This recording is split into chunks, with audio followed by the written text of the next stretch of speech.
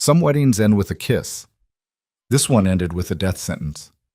600 guests stared as Adrian Voss, Manhattan's most powerful billionaire, stepped back from his bride at the altar. His whisper pierced the silence like a bullet. My heart belongs to someone else. Elara Quinn, 23, an orphan who had just sold her life to save her family, stood there trembling in her white dress, now as heavy as a shroud.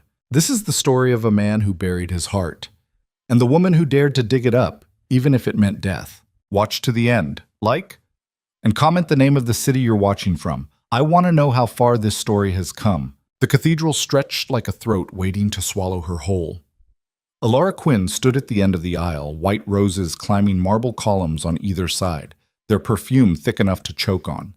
600 faces turned toward her, strangers in designer suits and gowns, worth more than her entire childhood. The organ swelled, notes rolling through the vaulted ceiling like distant thunder. She couldn't feel her legs. Her dress weighed 40 pounds. Silk and lace and seed pearls, hand-stitched by women whose names she'd never know. The train pooled behind her like spilled milk, and the veil, God, the veil, hung so heavy she had to tilt her chin up just to see straight. At the altar, Adrian Voss waited. He didn't smile, didn't shift his weight, didn't blink. Just stood there in a black tuxedo cut so sharp it could draw blood, hands clasped in front of him, expression carved from stone. His jaw was a hard line. His eyes, pale gray, almost colorless, tracked her approach with the same clinical detachment a surgeon might give a tumor. Elara's heel caught on the hem. She stumbled, barely caught herself. No one moved to help. She kept walking. The aisle stretched forever. Each step echoed. The roses pressed in from both sides, their thorns hidden beneath perfect petals. Her bouquet trembled in her hands. White peonies tied with silk ribbon, chosen by someone else, paid for by someone else, held by a girl who no longer recognized her own reflection. 3 weeks ago, she'd been waiting tables at a diner in Hoboken. 2 weeks ago, her uncle had shown up at her apartment with a contract and a gun on his hip. 1 week ago, she'd signed her name in ink that didn't smudge. Now she was here. Adrian's gaze never wavered. He watched her the way you'd watch a storm approach. Inevitable, destructive, beyond control. She reached the altar steps and her father, no, not her father, her uncle, the man who'd raised her after the accident, placed her hand in Adrian's. His fingers were cold. The officiant began to speak. Words she didn't hear, legal phrases wrapped in ceremonial language dressed up to sound like devotion. Adrian's hand stayed limp in hers. No squeeze, no reassurance, just dead weight. She tried to meet his eyes. He looked past her. Do you, Adrian Voss, take this woman? I do. Flat, mechanical, like confirming a wire transfer. And do you, Elara Quinn? Her throat closed. The cathedral spun. Those 600 faces blurred into a single judging mass, waiting for her to break, waiting for proof that she didn't belong here, that this was a mistake, that I do. Her voice cracked on the second word. The officiant smiled. Then, by the power vested in me, I now pronounce you husband and wife. He turned to Adrian, still smiling that serene, oblivious smile. You may kiss your bride. This was it, the moment every girl dreams about. Elara leaned in.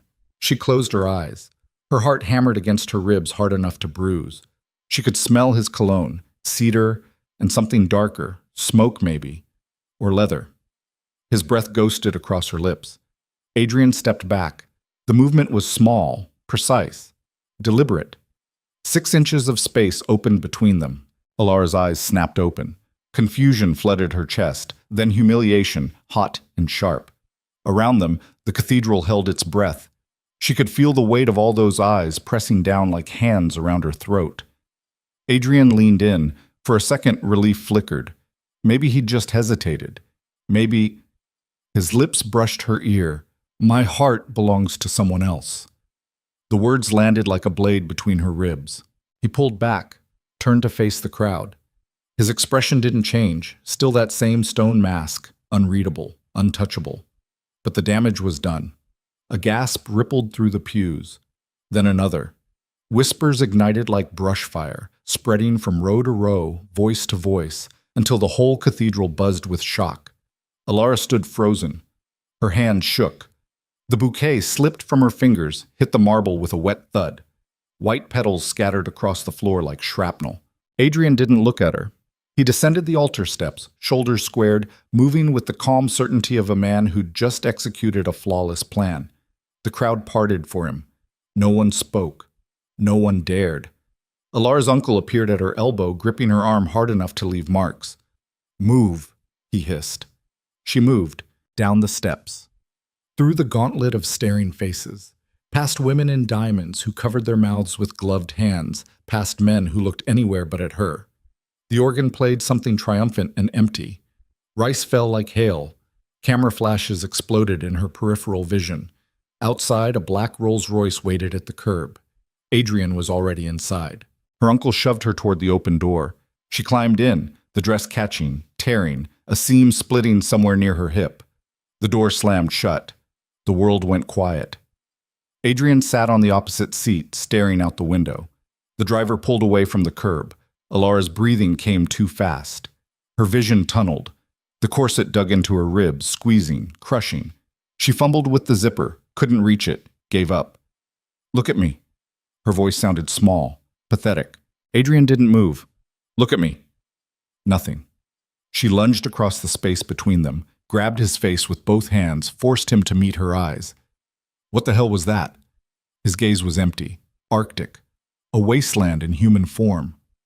"A wedding," he said. "You humiliated me. I told you the truth. In front of 600 people. You wanted me to lie?" His voice never rose, never sharpened, just stayed flat, bored, like they were discussing the weather. Alara shoved him back. He didn't resist. She pressed herself into the corner of the seat, as far from him as the car allowed, shaking so hard her teeth chattered. "Who is she?" "That's not your concern. I'm your wife. You're a contract." The words hung in the air like smoke. Alara laughed. It came out broken, jagged, a sound she didn't recognize. "My uncle said you needed a wife, that this was a transaction." Adrian straightened his cuffs. "Your family needed money. I needed a wife. The terms were clear." "No one said anything about what? Love?" He turned to look at her then, really look at her, and there was nothing in his eyes but cold assessment. "Did you actually think this was a fairy tale?" Her face burned. "Your uncle owed $3 million to people who break bones for fun," Adrian continued. "Your aunt needed surgery she couldn't afford. Your cousin was 2 months from losing his business. I paid off every debt, covered every bill, set up trusts for the next generation. All I asked in return was your presence at public events and your silence everywhere else. You're insane." "I'm practical." "You're a monster." "Yes." He didn't blink. "I am, and you signed the papers anyway." The Rolls-Royce turned onto the highway, heading north out of the city. Rain started to fall, streaking the windows, blurring the lights of Manhattan into a distant smear. Alara closed her eyes. She'd read the contract, all 47 pages. Her uncle had sat across from her at the kitchen table, smoking cigarette after cigarette, while she turned each page with numb fingers. The money was real, the debts were real. The choice wasn't. Sign or watch everyone she loved drown. She'd signed. But somewhere in the back of her mind, she'd let herself hope that maybe Adrian wasn't as cold as the rumors said. That maybe, once they were married, once she proved herself, things would... God, she was an idiot. The car slowed, turned.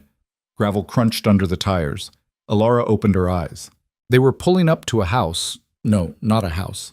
An estate. Iron gates swung open automatically. A long driveway curved through manicured grounds, flanked by oak trees older than the country. The main building loomed ahead, all gray stone and dark windows, a mansion that looked like it had been carved from the bones of something dead. The car stopped. Adrian got out without a word. Alara sat there, still shaking, until the driver opened her door. She climbed out. The rain had stopped, but the air smelled like wet earth and decay. Gravel bit through the thin soles of her heels. The front door stood open. Inside, the foyer stretched up 3 stories. A chandelier hung overhead, crystal and iron, throwing fractured light across marble floors. A grand staircase split in 2 directions. Portraits lined the walls. Stern-faced men and women in old-fashioned clothing, all dead, all watching. A woman appeared from a side hallway. Late 50s, severe bun, black dress, buttoned to the throat. "Mrs. Voss," she said, voice clipped. "I'm Margaret, head of household staff. I'll show you to your quarters." "Quarters?" "Your wing. This way." Alara looked at Adrian. He was already walking away, disappearing down a different hallway without a backward glance. "Wait!" Margaret's hand closed around her elbow. Firm. Final. "This way, Mrs. Voss." She was led up the staircase, down a corridor lined with more portraits, past closed doors and silent rooms. The house felt empty, cavernous, like a mausoleum with running water. Margaret stopped at a door near the end of the hall, pushed it open. "Your bedroom. The sitting room is through there. Private bath, walk-in closet. Your wardrobe has already been delivered and organized.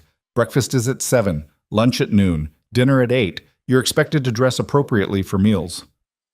"Where's Adrian's room?" "East wing." "How far?" "Far enough." Margaret's expression didn't change, but something flickered in her eyes. Pity, maybe, or contempt. "I'll send someone to help you out of the dress," she said, and left. The door clicked shut. Alara stood in the center of the room, alone. It was beautiful. King bed with silk sheets, velvet curtains, Persian rug, a fireplace with a marble mantel. Everything expensive, tasteful, cold. She walked to the window. The grounds stretched out below, acres of lawn, gardens, a pond in the distance. Beyond that, the Hudson River, black and slow. Across the water, the lights of the city glittered like broken glass. She pressed her forehead against the glass. Behind her, the door opened. A young woman entered, maybe Alara's age, dark hair pulled back, maid's uniform. She didn't introduce herself, just moved behind Alara and started working on the zipper. "Hold still." The dress loosened. Alara could breathe again. The maid worked in silence, unhooking, unlacing, peeling away layers. When she was done, the dress pooled on the floor like a shed skin. Alara stood in her slip, goosebumps rising on her arms.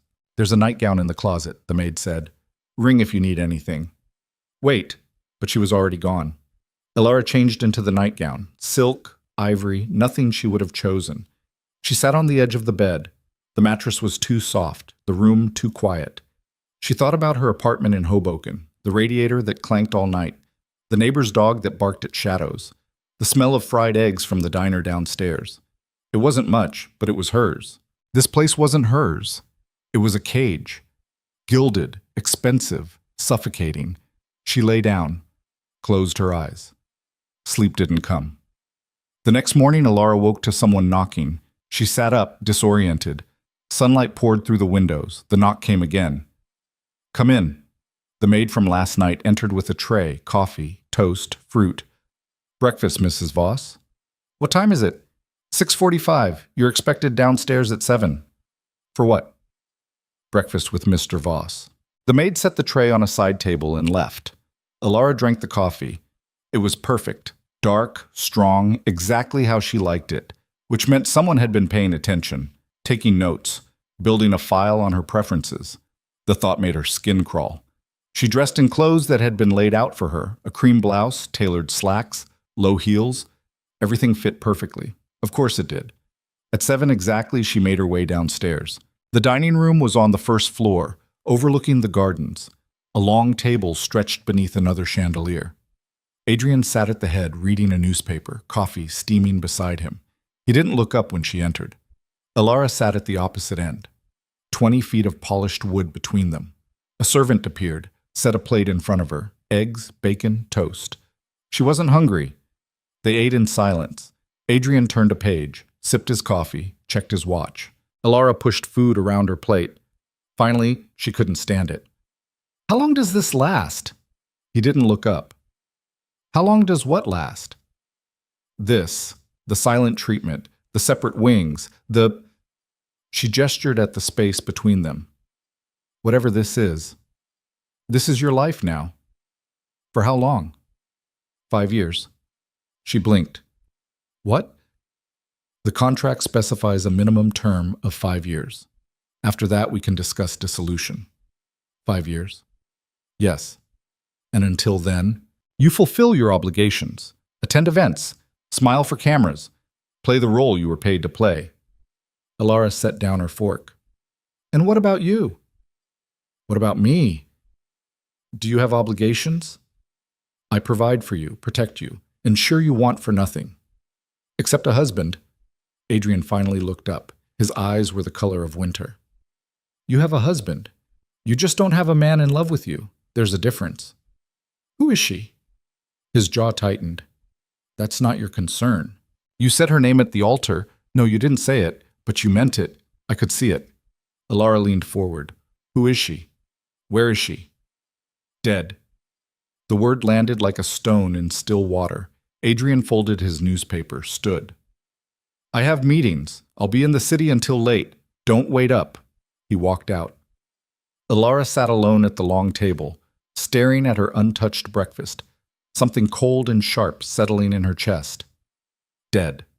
The woman Adrian loved was dead, and somehow, Alara was supposed to live in her shadow. The days bled together. Adrian left early, returned late, spoke in monosyllables when he spoke at all. Alara wandered the estate like a ghost, exploring rooms that echoed with her footsteps, reading books from a library no one touched, staring out windows at a world she couldn't reach. The staff moved around her with practiced invisibility. Margaret gave orders in clipped tones. The maids cleaned in silence. The cook prepared meals Alara barely ate. She felt herself disappearing. On the fourth day, she found the garden. It was behind the east wing, hidden behind a wall of hedges. She stumbled onto it by accident, following a stone path that curved away from the main grounds. The gate was unlocked.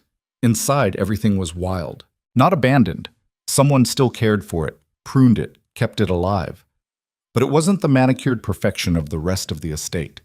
Here, roses climbed over trellises in violent tangles, lavender spilled across walkways.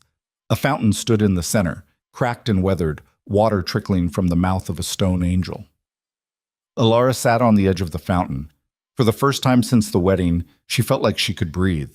She started coming back every day. In the garden, time moved differently. She lost herself in the riot of color, the hum of bees, the smell of earth and green growing things. She pulled weeds without asking permission. Dead-headed roses, trimmed back the lavender. It became hers in a way nothing else in this place was. One afternoon, she found the photograph. It was tucked inside a book she'd borrowed from the library, a collection of poetry, old, leather-bound. The photograph slipped out when she opened it, landed face up on her lap. A woman stared back at her. Dark hair, dark eyes. A smile that could break hearts or mend them, depending on her mood. She stood in front of a fountain, the same fountain from the garden, wearing a summer dress, one hand shading her eyes from the sun. On the back, written in faded ink, Seraphine, July 2019. Alara's hands shook. She turned the photograph over, studied the woman's face. Beautiful, yes, but more than that. Alive.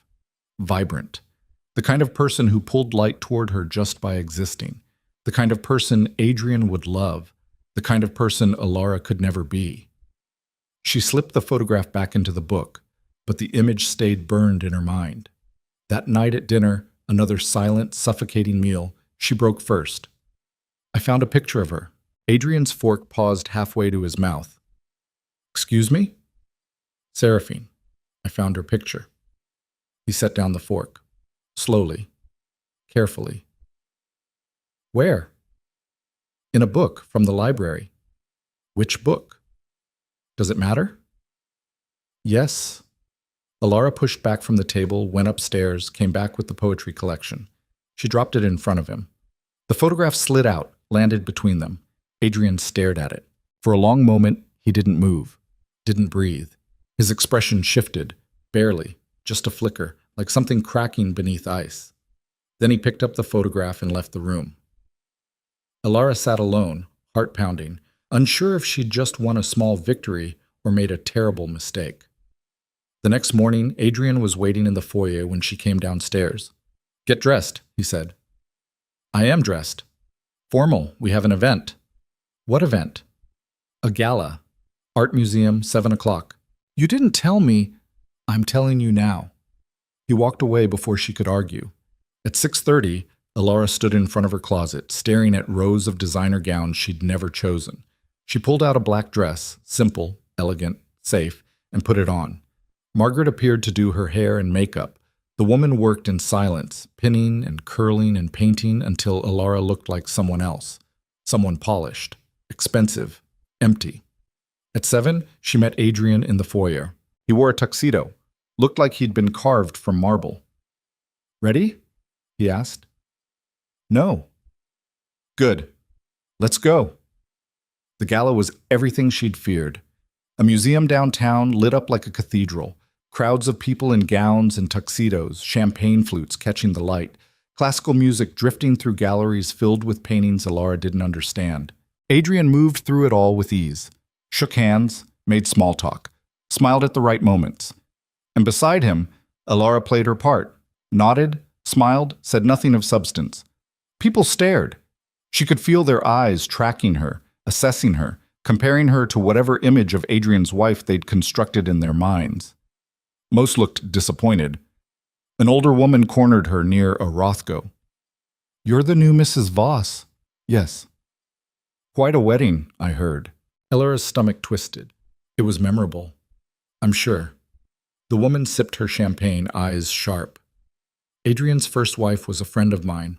Lovely girl. Tragic, what happened. I'm sorry, I didn't realize Adrian was—" "Oh, he wasn't. Not legally, but everyone knew." The woman leaned in, voice dropping. "Seraphine was the love of his life. When she died, something in him died too. I'm surprised he remarried at all." "Why did she die?" The words came out before Alara could stop them. The woman's expression shifted. Pity again. Or maybe satisfaction. "He didn't tell you." "No?" "Perhaps you should ask him." She walked away, leaving Alara standing alone in front of a painting full of angry red squares. The drive home was silent. Adrian stared out the window.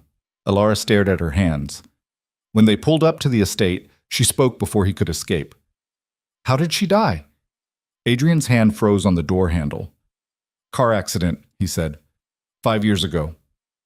"Were you—" "I was driving." The words punched the air from her lungs. Adrian opened the door, stepped out into the night. Alara sat in the car, alone, while everything she thought she understood shattered and rearranged itself into something darker. He blamed himself. That's why he wouldn't love again, wouldn't risk it.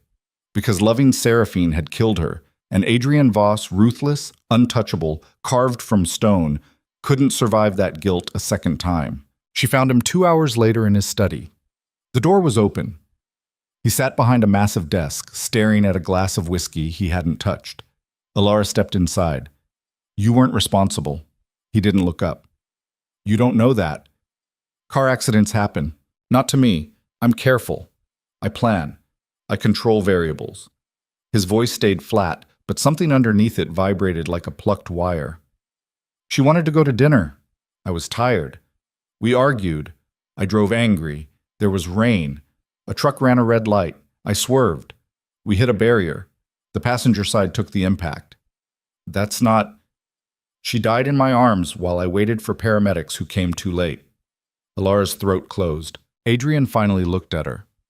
"I don't need your pity, and I don't want your comfort. I want you to understand why this—" He gestured between them. "Will never be more than what it is. A contract, an arrangement, nothing else." "I understand," Alara said quietly. "Good." She turned to leave. "But I'm not her." Adrian's eyes sharpened. "I'm not Seraphine, and you're not the man you were 5 years ago, so maybe—" She hesitated. "Maybe you're not as good at controlling variables as you think." She left before he could respond. That night, lying in bed, Alara made a decision. She wouldn't try to replace Seraphine, wouldn't compete with a ghost, wouldn't beg Adrian to love her. But she wouldn't disappear either. She'd survive, adapt, find a way to exist in this cold, beautiful prison. And maybe, she'd find a way to remind Adrian Voss what it felt like to be human. The next morning, she started with the staff. Margaret first. Alara found her in the kitchen, reviewing menus with the cook. "Good morning, Margaret." The older woman looked up, surprised. "Mrs. Voss, do you need something?" "I wanted to thank you for everything. I know this situation is unusual, but you've been professional and kind, and I appreciate it." Margaret blinked. I'm just doing my job. Then you're very good at it. A pause. Then, barely perceptible, Margaret's expression softened. Thank you, Mrs. Voss. Alara moved on to the maids. Learned their names, Sophie, Claire, Anna. Asked about their lives. Listened when they answered. She helped the cook prep vegetables. Carried linens to the laundry. Pulled weeds in the garden until her hands blistered. The staff didn't know what to make of her at first. But slowly, things shifted. Sophie started smiling when Alara walked into a room. Claire asked her opinion on flower arrangements. Anna brought her tea without being asked. The house felt less like a mausoleum, Adrian noticed. She could tell by the way he watched her at dinner, silent, assessing, like he was trying to solve an equation that didn't add up. One evening, he spoke. You've been busy. I don't like being idle. The staff aren't your friends. Why not? Because you're their employer. You're their employer, I'm just here. Adrian's jaw tightened. You're making them uncomfortable. They don't seem uncomfortable. They're being polite. Maybe you should try it sometime. The words came out sharper than she intended. Adrian set down his fork, stood. I have calls to make. He left.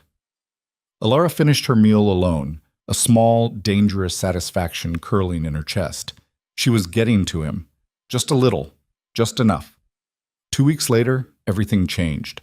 They were driving back from another event, a charity dinner where Alara had smiled until her face hurt, and Adrian had donated enough money to buy a small country. The highway was empty. Rain drummed against the windshield. The driver navigated carefully, wipers cutting arcs through the downpour. Alara leaned her head against the window, eyes closed. Then, headlights. Blinding. Too close. A black sedan swerved into their lane. The driver shouted, yanked the wheel. The Rolls-Royce spun. Tires screamed. Alara's head cracked against the window. Glass exploded. Metal shrieked. The world flipped.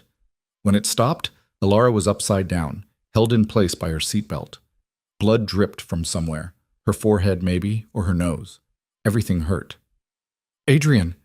Her voice came out broken. Don't move! He was beside her, already unbuckling, dropping to the roof of the overturned car. His face was cut, bleeding, but his eyes were sharp, focused. Gunfire cracked outside. Alara's heart stopped. Stay down, Adrian said. He pulled a gun from somewhere. His jacket, a hidden panel, she didn't know. Kicked out the shattered window, fired twice. Return fire punched through the metal above their heads. This wasn't an accident. This was an ambush. Adrian grabbed her arm. Can you move? I think so. Then move. He dragged her out through the broken window. Rain soaked them instantly. Alara's dress tore. Her hands scraped against asphalt. Adrian pulled her behind the overturned car, shielding her with his body. More gunfire. She saw them now, men in black, at least 4, moving in from the sedan that had hit them. Adrian returned fire. Methodical, precise. One man dropped. Then another. But there were too many. Run, Adrian said. What? When I say go, you run for the trees. Don't stop. Don't look back. I'm not leaving you. You are. His eyes locked onto hers, and for the first time since the wedding, she saw something real in them. Fear. Go. He stood, fired 3 shots in rapid succession, and Alara ran.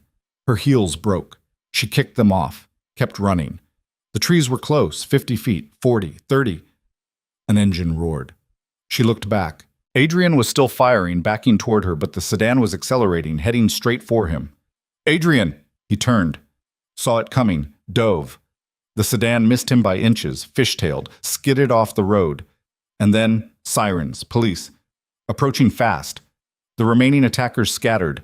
Engines revved, tires squealed. They were gone as quickly as they'd come. Alara collapsed against a tree, shaking so hard she couldn't stand. Adrian walked toward her, bleeding, limping slightly, alive. He reached her, grabbed her face with both hands, tilted it up, checking for injuries. Are you hurt? She couldn't speak. Alara, are you hurt? No, I don't know. He pulled her against his chest and held her. The sirens got closer.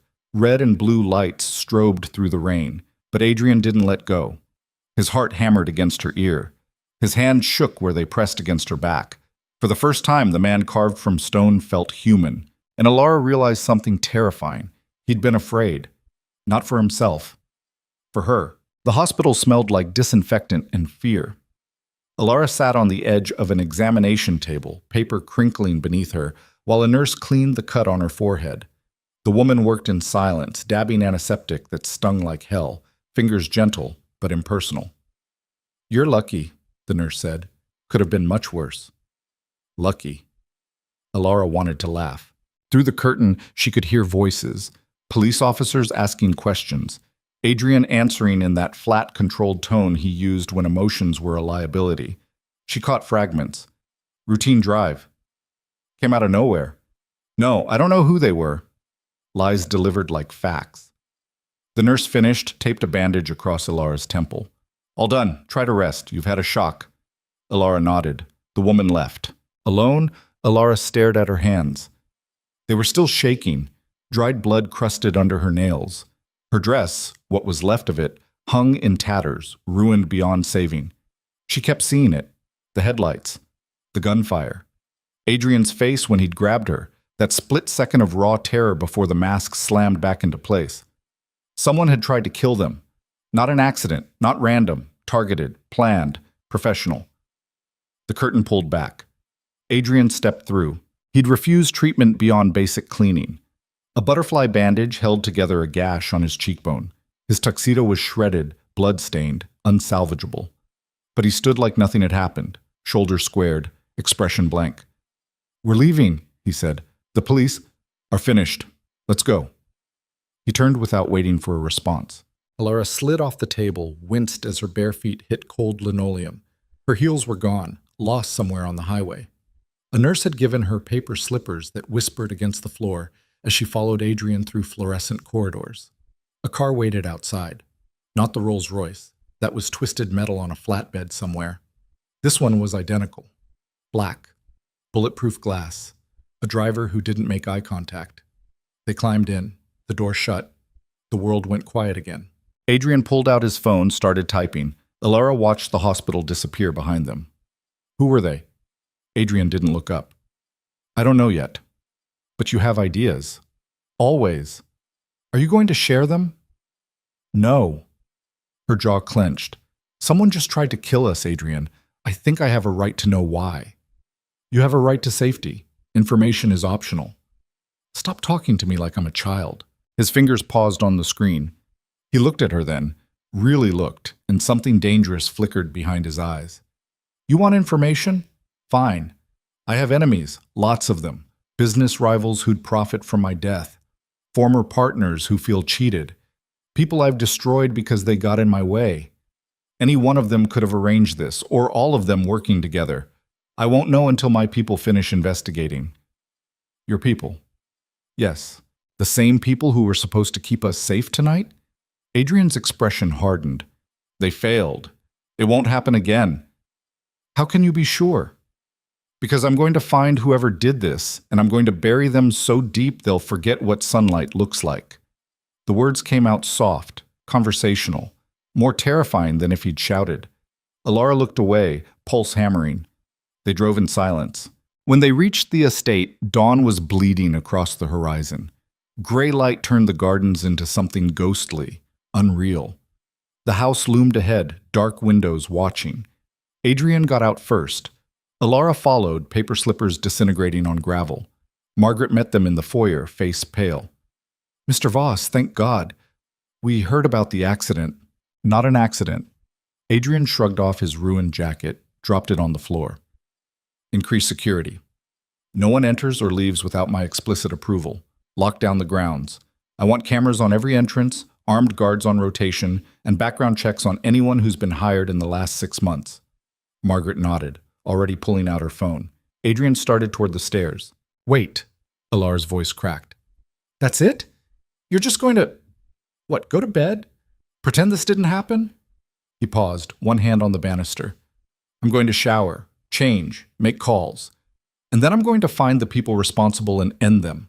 What are you going to do?" "I don't know." "Then figure it out." He climbed the stairs, each step measured, controlled, a man operating on autopilot. Alara stood alone in the foyer, exhaustion crashing over her like a wave. Margaret touched her arm.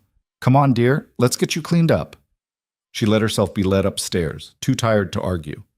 In her room, Margaret helped her out of the destroyed dress, started a bath, left her alone with a promise to bring tea. Alara sank into hot water that turned pink with blood. Not hers, she realized. Adrian's. From when he'd held her.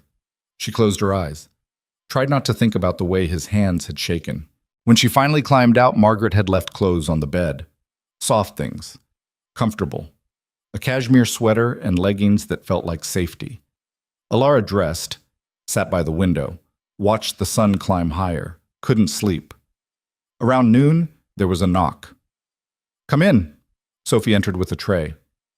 "Lunch, Mrs. Voss. Margaret thought you might not come down." She was right.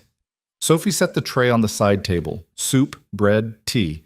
Simple food that smelled like comfort. "Is he eating?" Alara asked. Sophie hesitated. "Mr. Voss is in his study. He's had coffee, that's all." "Of course." Alara waited until Sophie left, then ignored the tray and went downstairs. Adrian's study was in the west wing. She'd only been inside once, the night she'd confronted him about Seraphine. The door was closed now. She knocked. No answer. She opened it anyway. Adrian sat behind his desk, surrounded by screens. Security footage played on one monitor, maps on another, documents scattered across the surface, surveillance photos, financial records, names highlighted in red. He didn't look up. Alara closed the door behind her, walked to the desk. "You need to eat." "Later." "It's been 12 hours." "I said later." She reached across the desk, closed his laptop. Adrian's eyes snapped to hers. "Don't. You're going to make yourself sick." "I'm fine." "You're not."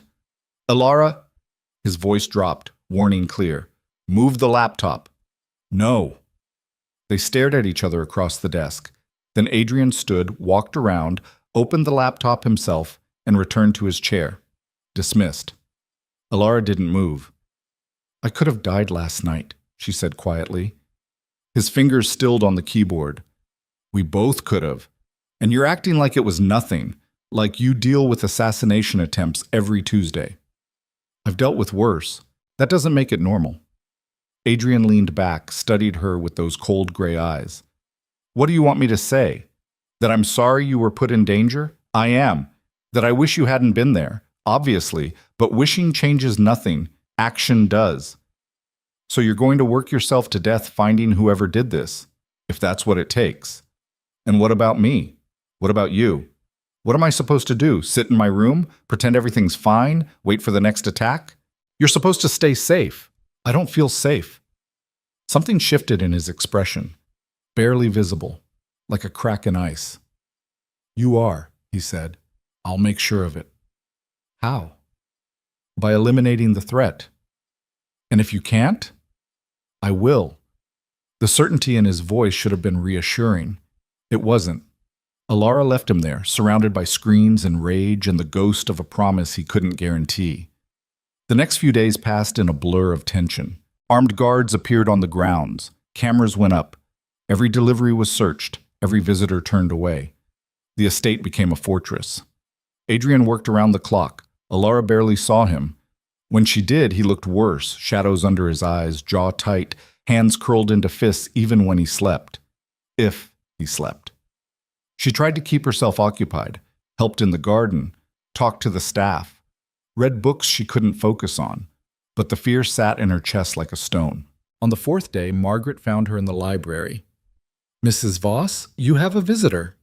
Alara looked up. "I thought no one was allowed." "Mr. Voss approved it. Your uncle is here." Her stomach dropped. She hadn't spoken to him since the wedding, hadn't wanted to. The man had sold her like livestock, and she'd been too desperate to refuse. But curiosity won. She followed Margaret to the sitting room. Her uncle stood by the window, hands in his pockets, looking uncomfortable. He was a big man, heavy shoulders, thick neck, the kind of presence that took up space. But here, in Adrian's house, he looked small. "Alara." He turned when she entered. "Jesus, you look like hell." "Nice to see you too." He had the decency to look ashamed. "I heard about the attack. Wanted to make sure you were okay." I'm alive. That's not the same thing. She crossed her arms. What do you want? He sighed, rubbed his face. Look, I know you're angry. Angry? I'm furious. You sold me to a stranger, lied about what this marriage would be, and now someone's trying to kill me. So yeah, angry doesn't quite cover it. I didn't lie. I told you it was a business arrangement. You told me he needed a wife. You made it sound like maybe there was a chance for something real. Not this. She gestured around. Prison with good furniture. Her uncle's jaw worked. I did what I had to do. Your aunt was dying. Your cousin was drowning. We were out of options. So you traded me. I saved the family by sacrificing me. They stared at each other. Finally, her uncle looked away. I came to tell you something. There's talk in the city. People saying the attack wasn't random. I know that. They're saying it was the Kozlov family. Alara went still. Who? Russian syndicate. Adrian did business with them years ago. Things went bad. He destroyed their operation, cost them hundreds of millions. They've been looking for payback ever since. Why are you telling me this? Because if it's them, this isn't over. They don't give up. They don't forgive. And they'll keep coming until Adrian's dead. Fear spiked through her chest. Does Adrian know? If he doesn't, he will soon. Her uncle moved toward the door, paused. For what it's worth, I didn't think it would be like this. I thought he'd be cold, sure, but I didn't think... He stopped. I'm sorry, Alara, I really am. He left. Alara stood alone, her uncle's words echoing in her head. The Kozlov family. Russian syndicate. Payback. She found Adrian in his study again, still surrounded by screens. We need to talk. He glanced up. I'm busy. My uncle was here. That got his attention. Adrian closed the laptop. What did he want? To warn me. He said the attack might have been the Kozlov family. Adrian's expression didn't change, but something in the air shifted, went cold. He's right, Adrian said quietly. You knew? I suspected. Confirmed it this morning. And you weren't going to tell me? What difference would it make? Alara's hands curled into fists. The difference is I deserve to know who's trying to kill me. Knowing doesn't keep you safe. Distance does, which is why... He stood, walked to the window. I'm sending you away. Her heart stopped. What?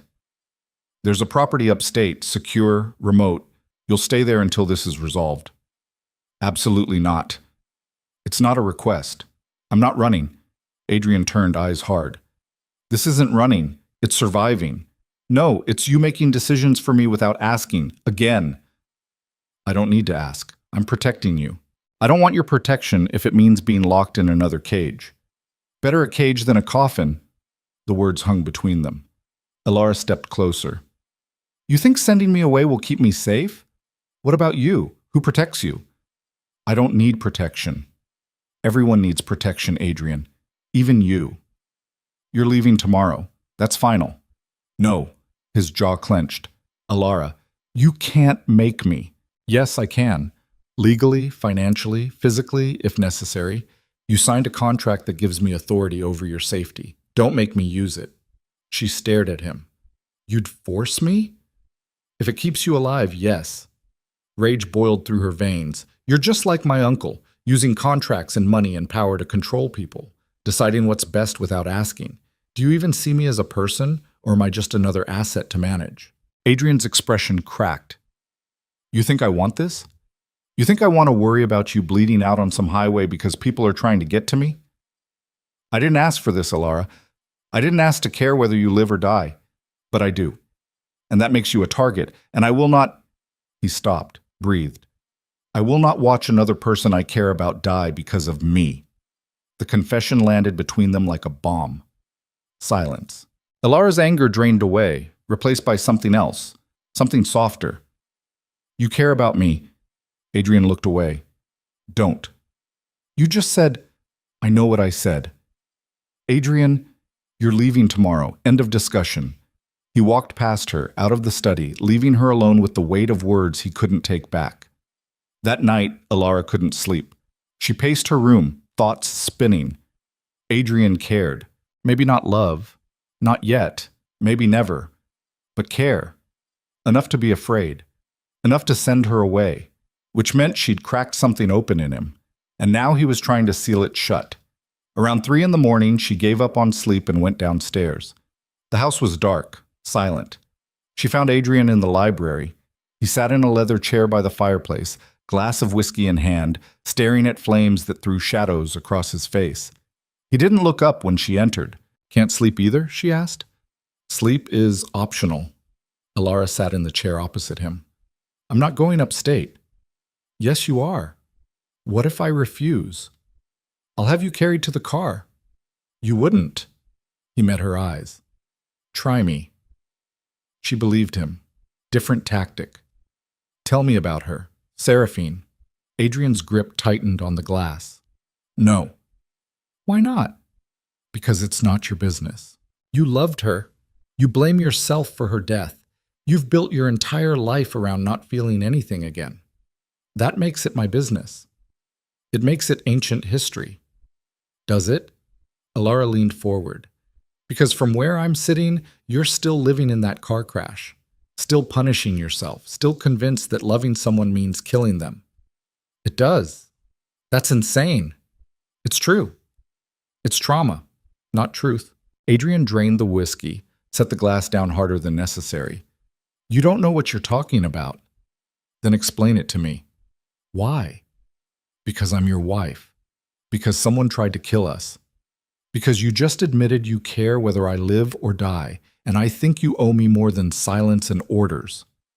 They stared at each other across the space between the chairs. Finally, Adrian spoke. "She was a musician, violinist. We met at a benefit concert. She was playing Vivaldi, and I—" He stopped, started again. "I don't believe in love at first sight, but that night I did. She was brilliant, fearless. She saw through every wall I'd built and didn't care. Just walked right past them like they were tissue paper." His voice stayed flat, but something underneath it trembled.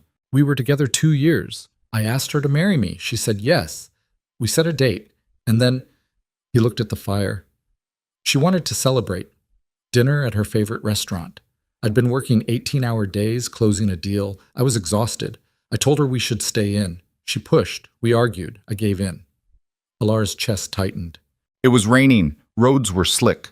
We were 10 minutes from the restaurant when a truck ran a red light.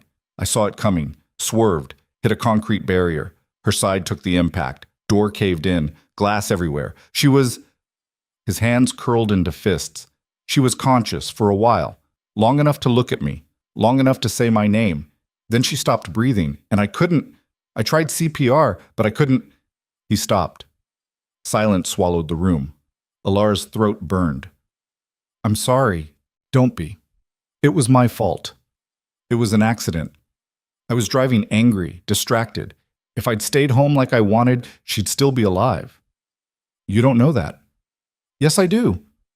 Alara stood, crossed to him, knelt in front of his chair. Adrian stiffened. "Look at me," she said. He didn't. She took his hands, still curled into fists, and held them. "You're not a god, Adrian. You can't control everything. Trucks run red lights. People die. It's horrible and unfair and not your fault. You weren't there." "No, but I'm here now. And I'm telling you that punishing yourself for the rest of your life won't bring her back." "I know that." "Do you? Because it seems like you've decided that loving someone is a death sentence, and the only way to keep people safe is to not love them at all." Adrian pulled his hands away. "It's worked so far." "Has it? You're miserable, alone, surrounded by people who fear you instead of knowing you. Is that really working?" "It's survival. It's cowardice." His eyes snapped to hers, sharp and dangerous. Alara didn't flinch. "You think I don't see it?" she continued. "You're terrified, not of the Kozlovs or business rivals or any external threat. You're terrified of feeling something real again, of risking your heart. So you hide behind contracts and control and pushing people away. But guess what? I'm still here. And I'm not leaving tomorrow, not because you forbid it, but because I choose not to. You don't have a choice. Everyone has a choice, even you. You can keep hiding, or you can let yourself be human again." Adrian stood abruptly, forcing her back. "You want me to be human? Fine. I'm human. I'm selfish and cruel and incapable of giving you what you want. I told you at the altar, my heart belongs to someone else. Someone dead. Someone I killed. That's the truth, Alara. Not some romantic barrier to overcome, just the ugly fact that I'm broken, and I can't be fixed." "I'm not trying to fix you." "Then what are you trying to do?" "Survive. Just like you." The words landed quiet. Final. Adrian stared at her. Then he walked out. Alara stayed on the floor, shaking, wondering if she'd just pushed too hard or not hard enough. The next morning, she woke to commotion outside. Shouting, running footsteps. She threw on a robe, ran downstairs. The foyer was chaos. Guards everywhere. Margaret on the phone. Adrian in the center, issuing orders in rapid-fire Russian. Alara grabbed his arm. "What's happening?" He turned, face carved from stone. "They found us." "Who?" "The Kozlovs. They hit one of my warehouses an hour ago, burned it to the ground, left a message." "What message?" Adrian handed her his phone. On the screen, a photo. The warehouse engulfed in flames, and spray-painted across the front in letters 10 feet tall. "She's next." Alara's blood turned to ice. "Pack a bag," Adrian said. "Now." "What?" "You're leaving, not upstate, out of the country. I have a place in Switzerland. You'll go there until—" "No." "Alara, I said no." Adrian grabbed her shoulders. "Did you see the message? They're targeting you, specifically, to hurt me. And they will succeed unless you leave right now." "Then let's go together." "I can't run. If I run, I look weak. They'll chase us both." "So what? You stay here and fight while I hide on another continent?" "Yes." "That's not a plan. That's suicide." "It's strategy. It's you trying to get yourself killed because you think you deserve it." His grip tightened. "This isn't about what I deserve. It's about keeping you alive." "And what about you? What happens when they come for you?" "I'll handle it." "Like you handled last night? We barely survived, Adrian. You think you can take on an entire syndicate alone?" "I've done it before." "And how many people died?" The question hit like a slap. Adrian's hands dropped. Before he could respond, an explosion rocked the house. The windows shattered. Alara hit the floor. Glass rained down. Alarms screamed. Adrian was on top of her instantly, shielding her with his body. "Stay down," he said. Gunfire erupted outside. Then inside. The front door splintered. Men in black poured through, armed, masked, moving with military precision. Adrian pulled his gun, fired twice. 2 men dropped. But there were more. Too many. He grabbed Alara, dragged her behind a marble column. "The panic room," he said. "East wing, 3rd door on the left. Code is 1847. Go." "Not without you. I'll be right behind you. Go." She ran. Behind her, gunfire, shouting, the sound of bodies hitting marble. She made it to the east wing, found the door, punched in the code with shaking hands. The door opened. She hesitated, looked back. Adrian was fighting 3 men at once. Blood streaked his face. He moved like violence personified, brutal, efficient, unstoppable. But they kept coming. Alara made a choice. She stepped into the panic room, grabbed the shotgun mounted on the wall, checked it was loaded, and ran back. Adrian saw her coming. "What the hell are you—" She fired past him. The man behind him dropped. Adrian spun, took down another. They fought back to back. Alara had never fired a gun before yesterday. Now she couldn't afford to miss. She didn't. The attackers fell. 1, 2, 3. Then silence. Adrian and Alara stood in the wreckage of the foyer, surrounded by bodies, breathing hard. "You were supposed to hide," Adrian said. "I don't hide." "You could have been killed." "So could you." He stared at her, blood on his face, death in his eyes, and something else. Something raw and terrified and achingly human. "Don't ever do that again," he said. "Make me a promise first." "What?" "Stop trying to protect me by pushing me away. If you want me safe, let me stand beside you. Not behind you, beside you." Adrian's jaw worked. Outside, sirens approached. Police, ambulances, the aftermath. But here, in this moment, it was just them. Two people who'd survived something impossible. Together. Okay, Adrian said quietly. Okay? You can stay. It wasn't a declaration of love. It wasn't even close. But it was a crack in the armor. And Alara would take it. Because for the first time since the wedding, Adrian Voss wasn't pushing her away. He was letting her in. Just a little. Just enough. The police took hours. Statements, evidence collection, body bags. Alara sat in the library, wrapped in a blanket someone had given her, watching through the window as crime scene techs photographed blood spatter and cataloged shell casings. 8 attackers, all dead. 0 casualties on their side, though 3 guards were injured, 1 seriously. Adrian had disappeared somewhere to make calls. Margaret brought tea Alara didn't drink. Finally, around sunset, the police left.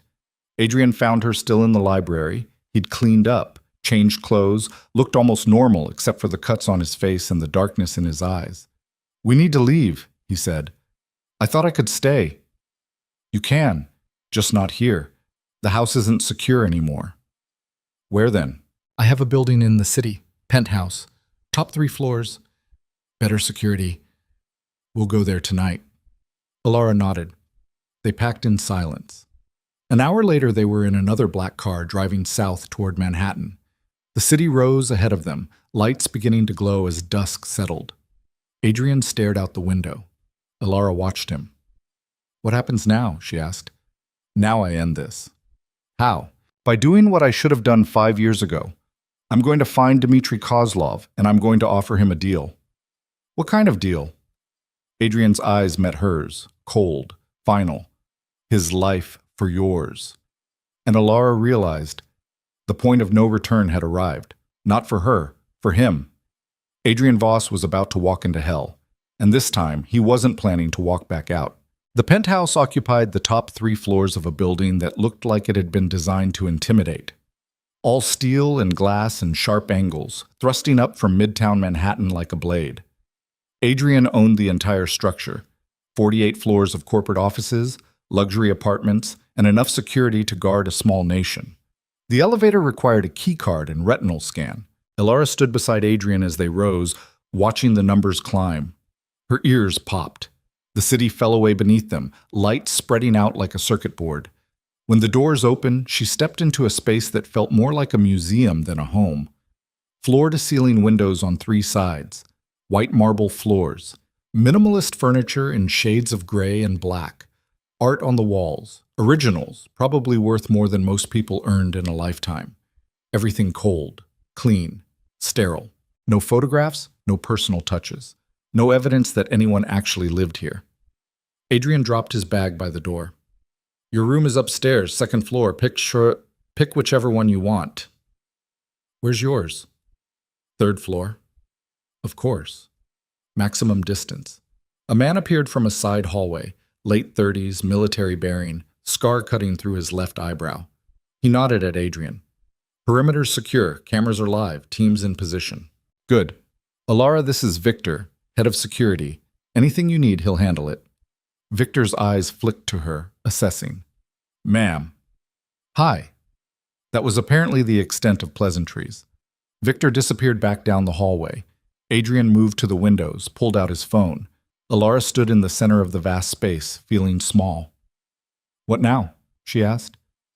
"Now you stay here while I make arrangements." "Arrangements for what?"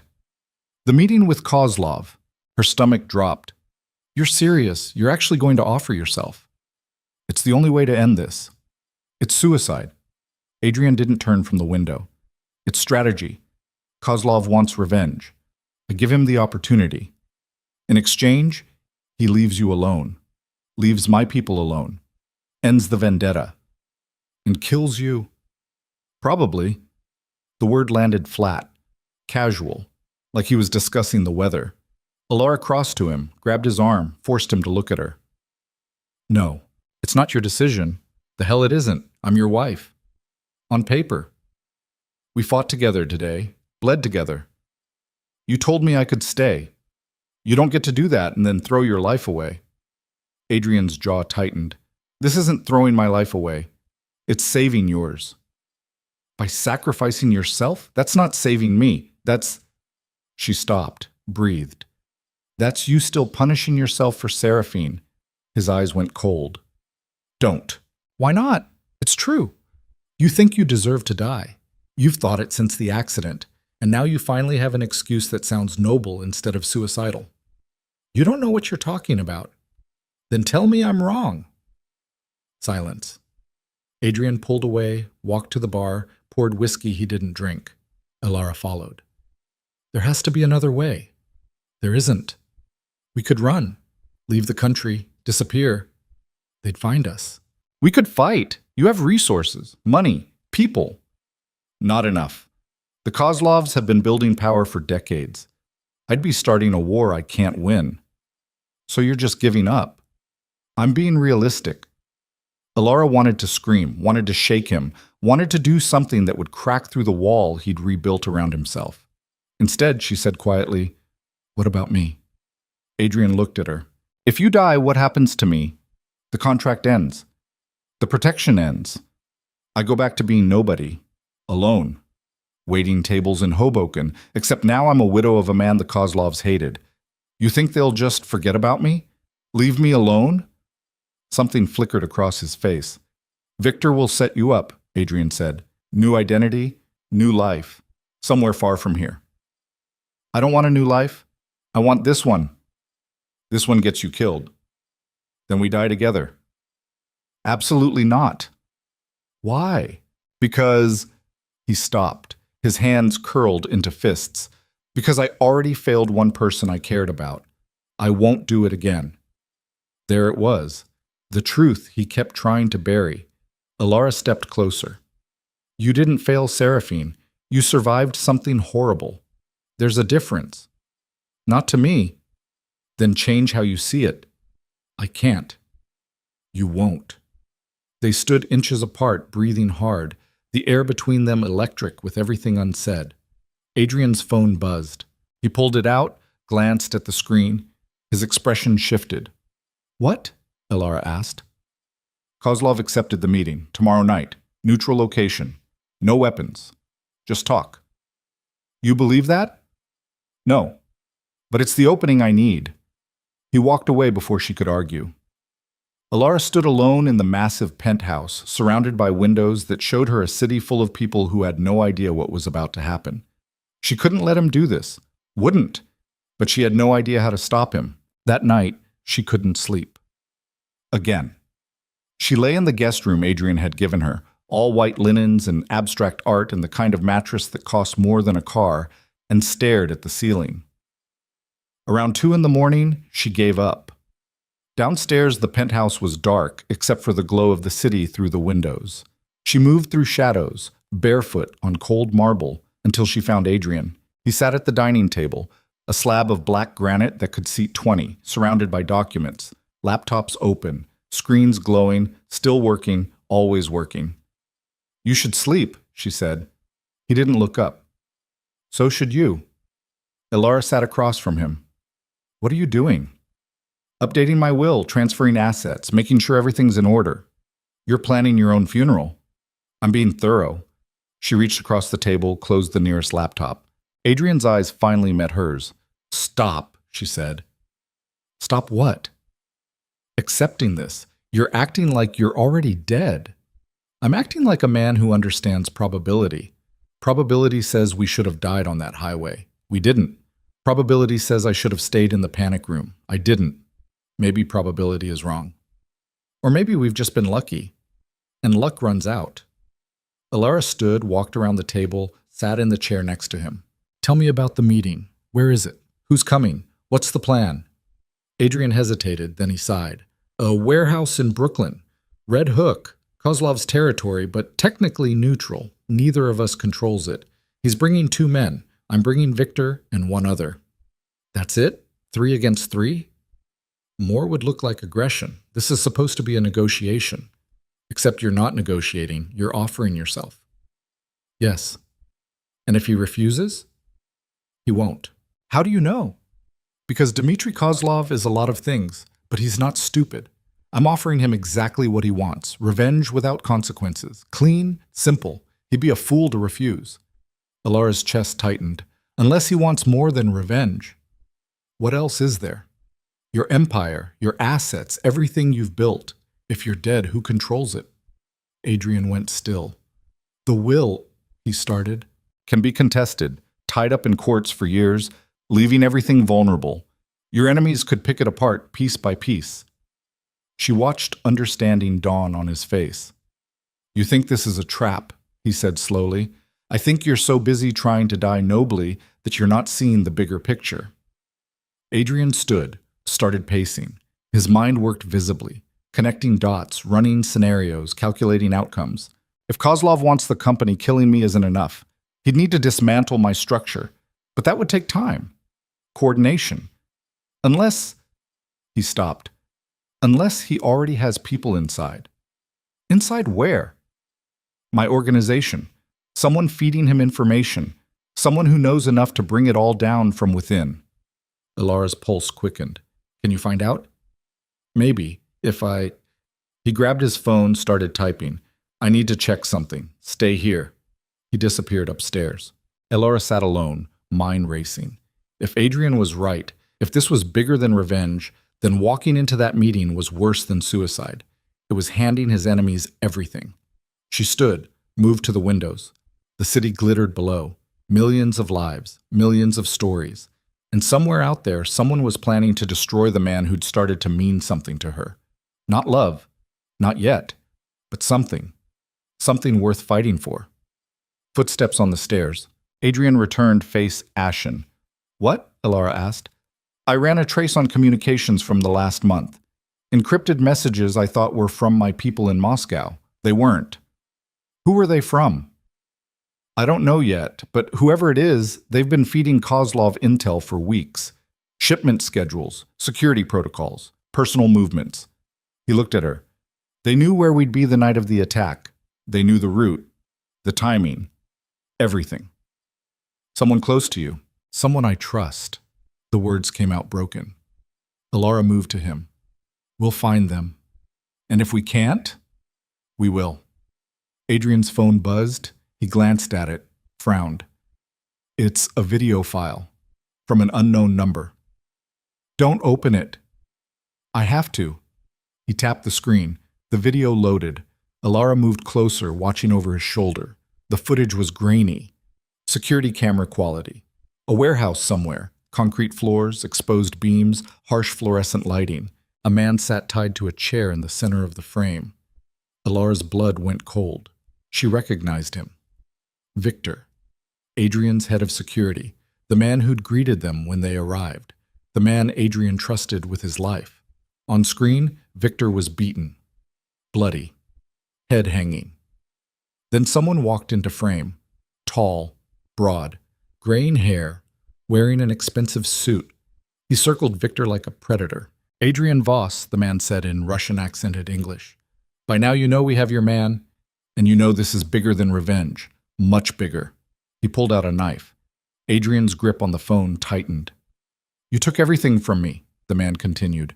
My business, my reputation, my brother. And you thought you could walk away, build your empire on the bones of mine. But empires fall, Adrian. They always fall.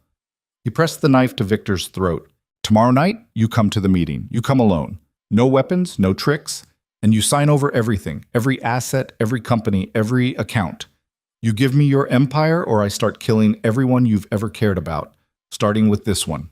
The knife bit into skin. Blood welled. Victor didn't make a sound.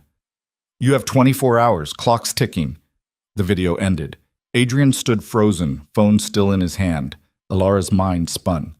They're going to kill him. Yes, we have to. There's nothing we can do. It's a power play. They want me to know they can reach anyone, anytime. So what? You just let Victor die? No.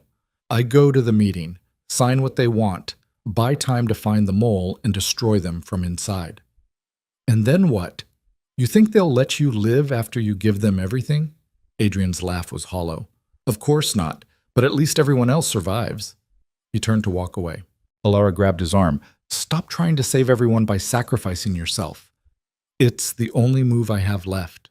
No, it's the only move you can see. Because you're so buried in guilt and self-hatred that you've convinced yourself you're supposed to die. But you're wrong, Adrian. You're not supposed to die. You're supposed to fight. I've been fighting my whole life. Then fight smarter. They stared at each other. Finally, Adrian pulled away. Get some sleep. Tomorrow's going to be hell. He left her standing alone in the dark. Alara didn't sleep. Instead, she sat at the dining table, opened one of Adrian's laptops, and started searching. If there was a mole, there was evidence, communication records, financial transactions, something that would point to who'd betrayed them. She wasn't a hacker, wasn't a detective, but she was desperate. Hours passed. The sky outside shifted from black to gray to pale blue. And then she found it, a single email thread buried in archived files. Between Adrian's financial advisor, a man named Marcus Chen, and an encrypted address. The messages were vague, coded, but the pattern was clear.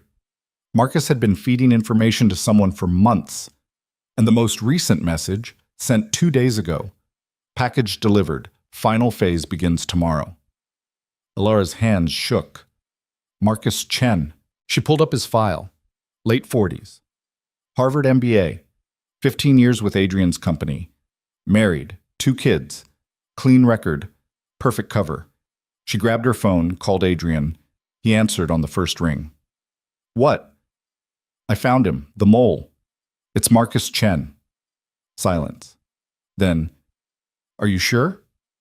I'm looking at the emails right now. He's been selling you out for months. More silence. Where are you? Adrian asked. Downstairs, your laptop. Don't touch anything else. I'm coming down. He appeared 30 seconds later, dressed but disheveled, like he hadn't slept either. Alara showed him the screen. Adrian read in silence. His expression didn't change, but something in his eyes went dead. Marcus, he said quietly, do you know why? No, but I'm going to find out. He pulled out his phone, made a call. Bring Marcus Chen to the penthouse, now. I don't care where he is or what he's doing. Bring him. He hung up, looked at Alara. Go upstairs. No. Alara, I found him. I'm staying. Adrian's jaw clenched, but he didn't argue. 20 minutes later, the elevator doors opened. 2 guards walked in, flanking a man in a business suit. Marcus Chen looked confused, annoyed. Adrian, what the hell? It's 6 in the morning. I was sleeping. Sit down. The tone stopped him cold. Marcus's eyes darted between Adrian and the guards. What's going on? I said sit. Marcus sat. Adrian stood over him, hands in his pockets, casual, controlled, terrifying. How long? Adrian asked. How long what? How long have you been working for Kozlov? The color drained from Marcus's face. I'm not. Adrian nodded at the laptop. One of the guards turned it around, showed Marcus the screen. His own email stared back at him. Marcus went very still. I trusted you, Adrian said, voice flat, empty. 15 years, I trusted you with everything, and you sold me out. It's not. I didn't. Why? They have my family. The confession came out strangled.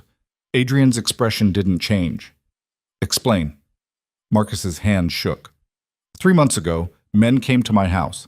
Said they'd kill my wife and kids if I didn't cooperate. They wanted information, schedules, security codes. I didn't have a choice. Everyone has a choice. Not when it's your children's lives. You could have come to me and risked them killing my family before you could help. I couldn't. Marcus's voice broke. I'm sorry. I'm so sorry. But they have them right now. And if I don't deliver what they want, where? I don't know. They move them every few days. I get calls, proof of life. That's it. Adrian pulled out his phone, showed Marcus the video of Victor. This is what they do to people I care about. What do you think they'll do to your family once you're no longer useful? Marcus's face crumpled. Please, I'll do anything. Just help me get them back. Adrian studied him for a long moment. Then he looked at the guards. Lock him in the guest suite. No phone. No contact. Watch him. They hauled Marcus to his feet, led him away. When they were gone, Adrian turned to Alara. Now we know how they've been tracking us. What about his family? If they're alive, I'll find them. If they're not... He didn't finish. Alara's stomach turned. You think they're already dead? I think Kozlov doesn't leave loose ends. So Marcus betrayed you for nothing. Maybe. Or maybe they're still alive and being used as leverage. Either way, I need to know before tonight. He moved to the windows, pulled out his phone, started making calls. Alara watched the city wake up below. Somewhere out there, Marcus's wife and children were either prisoners or corpses. And tonight, Adrian was walking into a meeting that would probably kill him, unless she found a way to stop it. An idea formed. Dangerous, stupid, possibly suicidal, but it was something. She waited until Adrian finished his calls. I'm going with you tonight, she said. He turned. Absolutely not. They want you to come alone, but they didn't say anything about me. Because you're not going. Think about it. They expect you, isolated, vulnerable. But if I'm there, if they see me, it changes the dynamic. It makes you a target. I'm already a target. They burned She's Next into your warehouse. They know about me. So let's use that. Adrian shook his head. No, too dangerous. Everything is dangerous. At least this way I'm choosing to be part of it, instead of sitting here waiting to find out if you're dead. Alara. You don't get to protect me by shutting me out. Not anymore. We're in this together. Remember? You promised. His jaw worked. She could see him calculating, running scenarios, looking for angles. Finally, what's your plan? I don't have one. Not fully. But I know this. Kozlov wants your empire. He wants you broken, humiliated, destroyed. So let's give him what he wants. I'm not signing over. I'm not saying you should. I'm saying make him think you are.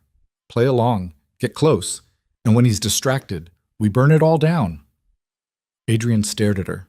You're talking about a con. I'm talking about survival. It won't work. Maybe not, but doing nothing definitely won't work. Silence stretched between them.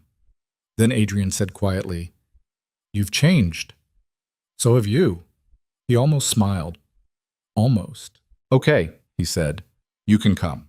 But you follow my lead. You don't improvise. You don't take risks. And if I tell you to run, you run. Understood? Understood. They spent the day preparing. Adrian made calls, moved money, set contingencies in place. Alara watched, learned, started to understand the machinery of his empire, how it functioned, where the weak points were, what mattered most. Around noon, one of Adrian's people called. He listened. His expression darkened. When he hung up, he looked at Alara. They found Marcus's family. Where? A warehouse in Queens. All three of them. Dead. 2 days ago. Alara's chest constricted.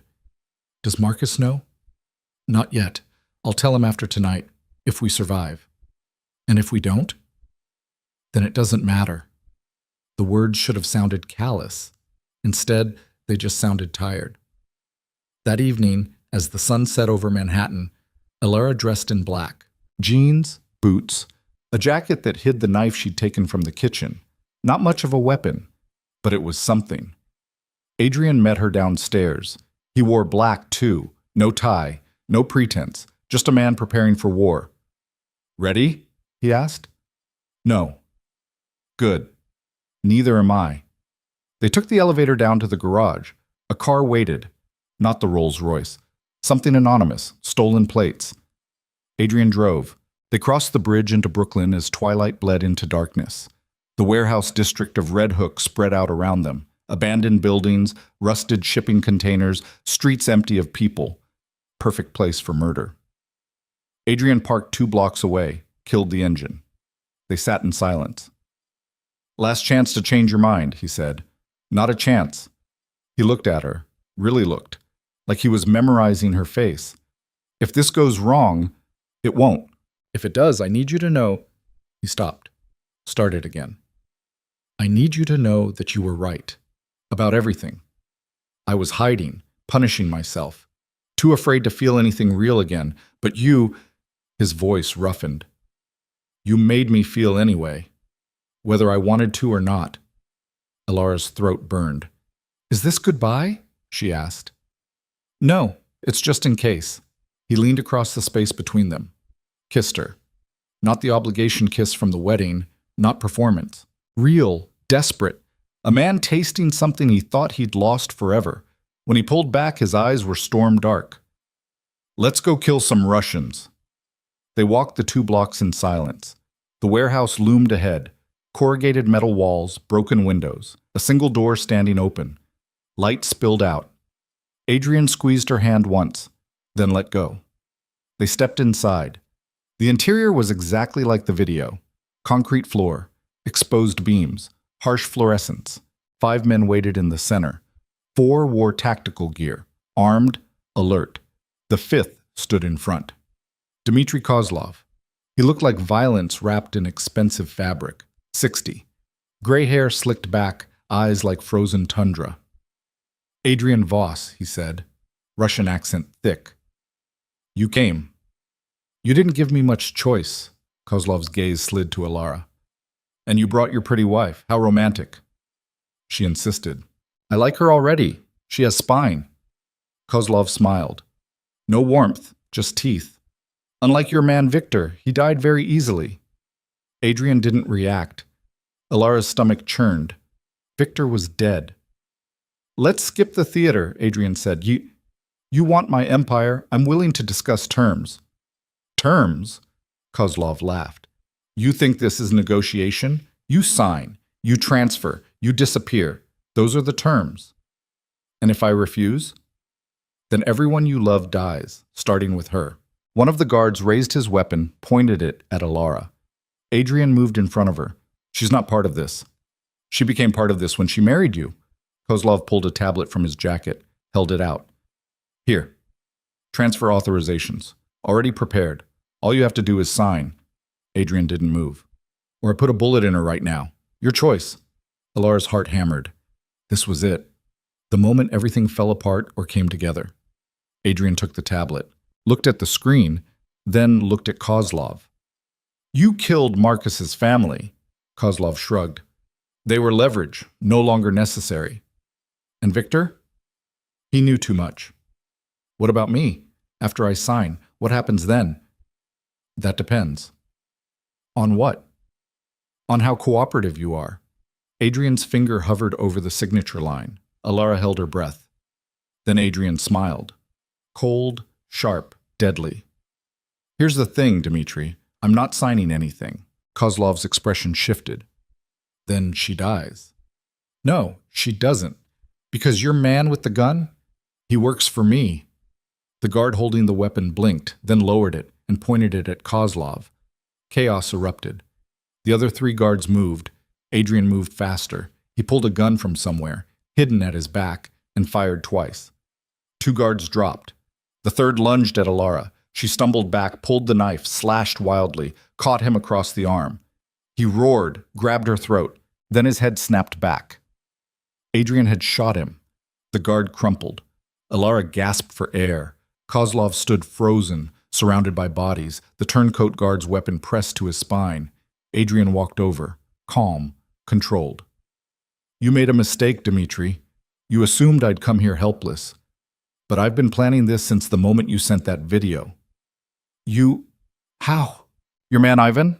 Adrian nodded at the guard holding the gun. He's been mine for 3 years, deep cover, waiting for exactly this moment. Kozlov's face twisted with rage. You think you've won? I have armies. Had, past tense. While you were busy setting this trap, my people were dismantling your entire operation, every warehouse, every account, every contact. By morning, you'll have nothing. You're bluffing. Adrian pulled out his phone, showed him the screen. Live feeds. Raids in progress. Buildings burning. Money moving. Kozlov's empire collapsing in real time. His face went white. You destroyed me, he whispered.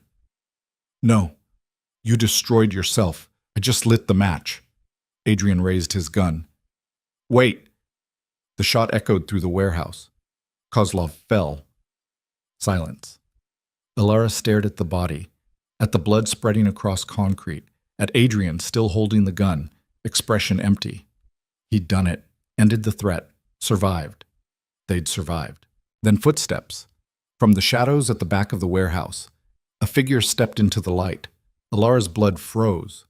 It was a woman, dark hair, dark eyes, wearing clothes that cost more than cars, and she was smiling. "Hello, Adrian," the woman said. Adrian's gun clattered to the floor. His face had gone ashen, like he'd seen a ghost, because he had. "Seraphine," he whispered. The woman who'd died 5 years ago, the love of his life, standing right in front of him, very much alive. And from the look in her eyes, very much his enemy. Alara's world tilted. This wasn't possible. Seraphine was dead. Adrian had watched her die, held her while she bled out. But here she stood, breathing, smiling, destroying everything. "Surprised?" Seraphine asked. "You should be. Took a lot of work to stay dead this long." Adrian couldn't speak. Alara found her voice. How am I alive? How did I survive the crash? How have I been pulling strings for 5 years while Adrian thought I was rotting in a grave?" Seraphine laughed, bitter, cold. "So many questions, but we don't have time for all of them. Guards!" More men poured in from the back, at least 10, all armed. Ivan, the turncoat, swung his weapon toward Adrian. "Sorry, boss," he said. "Better offer." Adrian stood frozen, still staring at Seraphine like his brain couldn't process what he was seeing. Alara grabbed his arm. "Adrian, I don't understand," he said, voice broken. "You died. I held you. You stopped breathing." "I know. Very convincing, wasn't it?" Seraphine walked closer. "The truck, the crash, the blood, all staged. I needed you to think I was dead, needed you to suffer, to punish yourself, to build your entire life around guilt. Why? Because you took everything from me. I loved you. You controlled me." Her voice cracked, raw, furious. "Every decision, every choice, you wrapped it up in love and protection, but it was control. I couldn't breathe, couldn't be anything except what you wanted. So I left, faked my death, and spent 5 years building something you could never touch." Adrian shook his head. "The Kozlovs work for me. Worked. Past tense. Dmitri was useful until tonight. Now he's dead. And I have what I actually wanted." "What's that?" Seraphine gestured at the guards surrounding them, at Ivan still holding the gun, at the Empire crumbling outside. "You, broken. Everything you built, destroyed. Everyone you trust turned against you. I wanted you to feel what I felt, trapped, helpless, alone." She pulled out a gun of her own, pointed it at Alara. "And now I'm going to take the one thing you've let yourself care about since me." Adrian stepped in front of Alara. "Don't." "Why not?" "You took my freedom. I take her life. Seems fair." "Seraphine, please." Begging. Perfect. That's what I wanted to hear. Her finger tightened on the trigger. Alara closed her eyes. A gunshot rang out. But the pain didn't come. She opened her eyes. Seraphine was stumbling, blood blooming across her shoulder. Behind her, Marcus Chen stood in the doorway, holding a gun with shaking hands. "I'm sorry," Marcus said, voice breaking. "I'm so sorry. But you killed my family." He fired again, and again. Seraphine fell. The guards moved. Ivan swung his weapon toward Marcus. Adrian grabbed Alara, shoved her behind a concrete pillar. Gunfire erupted. Marcus went down, but he'd bought them seconds. Adrian pulled a second gun from his ankle holster, returned fire. 2 guards dropped. Ivan took cover. The rest scattered. "Run," Adrian said. "Not without you. I'll be right behind you. Go." Alara ran. Through the warehouse. Past bodies. Past blood. Out the back door into darkness. Behind her, gunfire, shouting. She kept running until her lungs burned. Then she stopped, turned, looked back. The warehouse stood silent. No more shots. No movement. "Adrian?" Nothing. Terror clawed through her chest. She started back toward the building. A hand grabbed her arm. She spun, knife raised. Adrian caught her wrist. "Easy." He was bleeding, limping, alive. "You're hurt." "I'm fine. We need to move. Now." He pulled her away from the warehouse toward the car. They drove in silence. Alara's hands wouldn't stop shaking. Seraphine was alive, had been alive this whole time, had orchestrated everything, and now she was... what?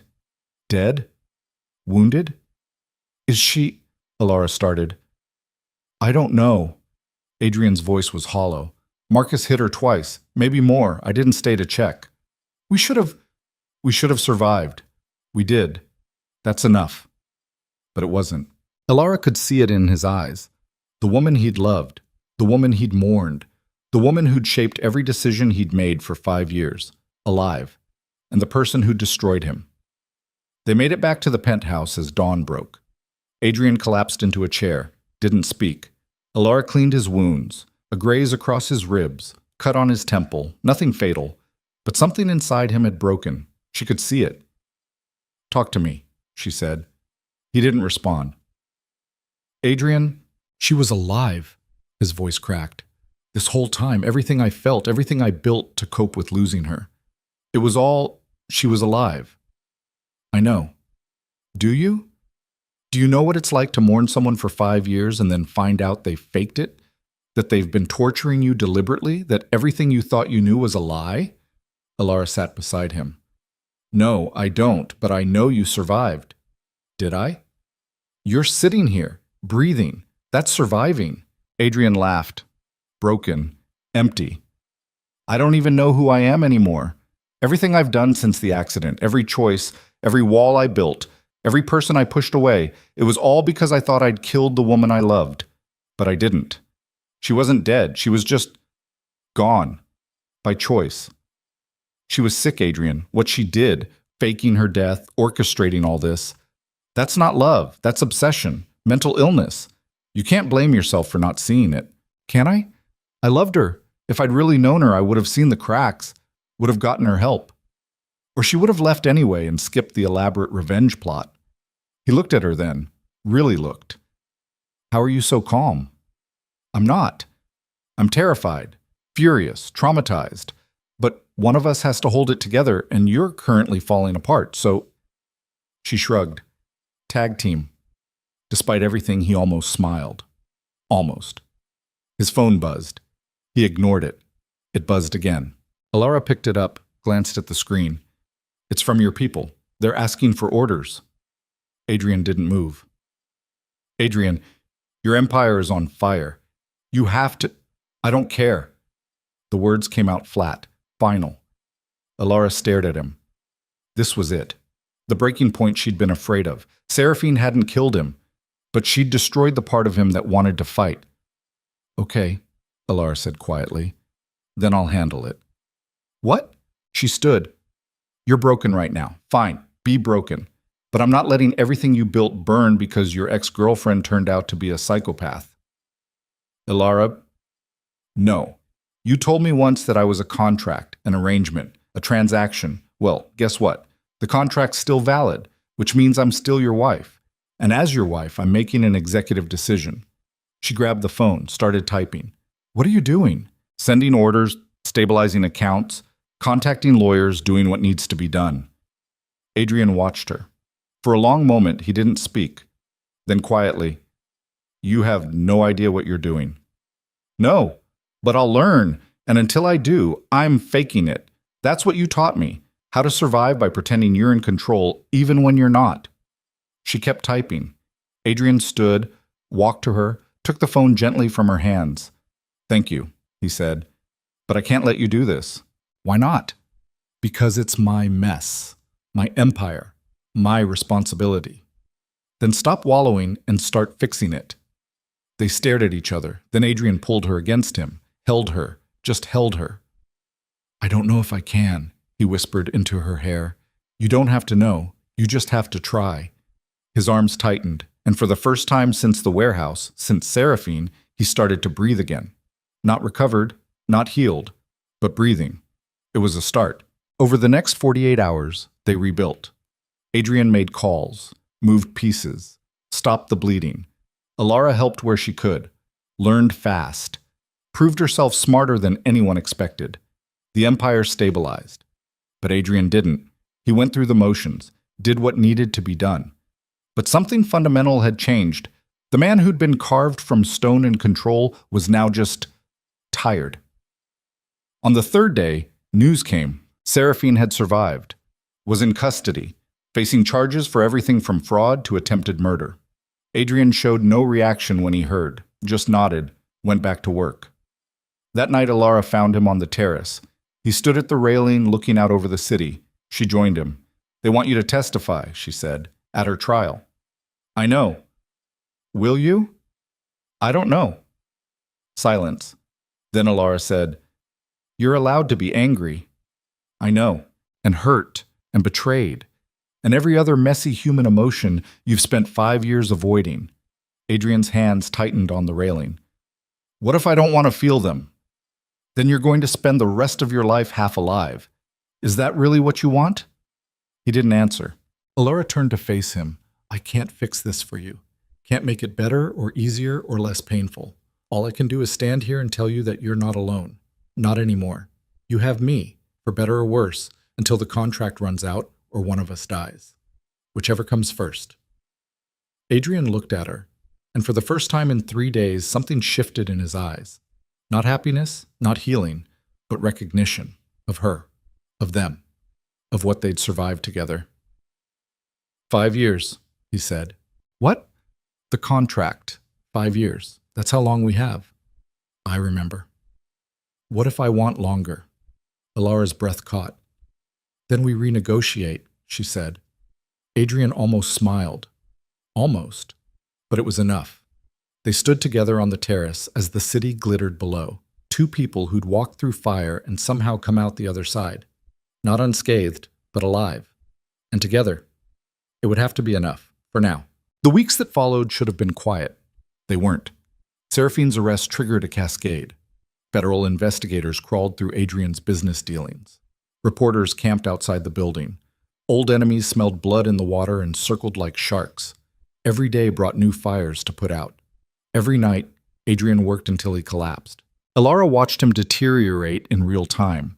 The man who'd survived assassination attempts and betrayals was being worn down by paperwork and depositions and the slow grind of legal warfare. On the 14th day, she found him in his office at 3 a.m, surrounded by documents, eyes bloodshot. "You need to sleep," she said. "I need to finish this. It'll still be here tomorrow. So will 10 more just like it." She walked over, closed the laptop in front of him. Adrian's hands curled into fists. "Don't. You're destroying yourself. I'm surviving."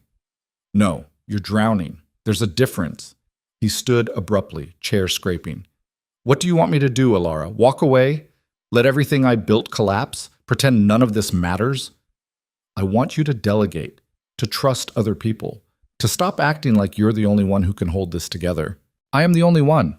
Everyone else—" He stopped, breathed. "Everyone else either betrayed me or died trying to help. So, yeah, it's just me." "It's not. You have me." "You're not—" He caught himself. "What? I'm not what? Not qualified? Not smart enough? Not Seraphine?" The name landed like a bomb. Adrian's face went rigid. "Don't." "Why not? She's the reason you're like this. Still, even after everything she did, you're still—" "Stop holding on to her, punishing yourself for loving someone who manipulated you from the beginning."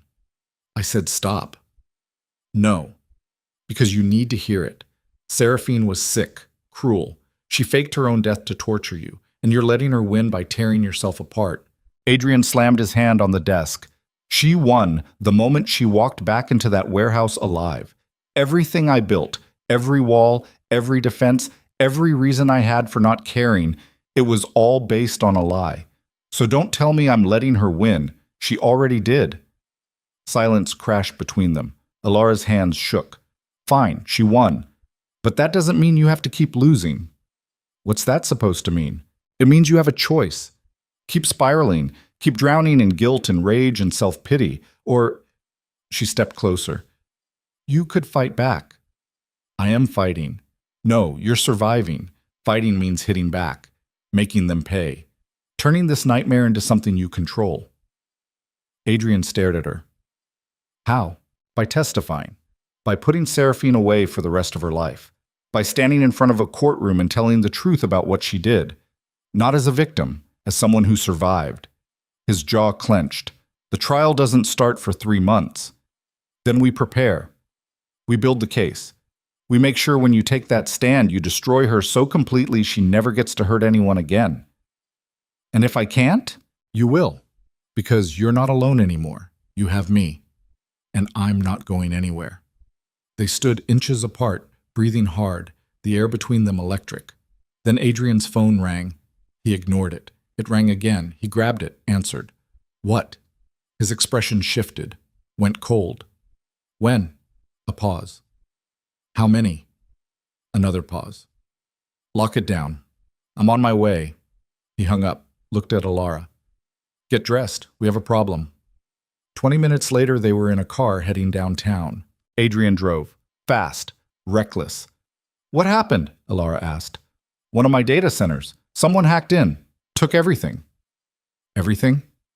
Financial records, client information, 5 years of proprietary data, all of it. Who? I don't know yet, but whoever it was, they knew exactly what they were looking for.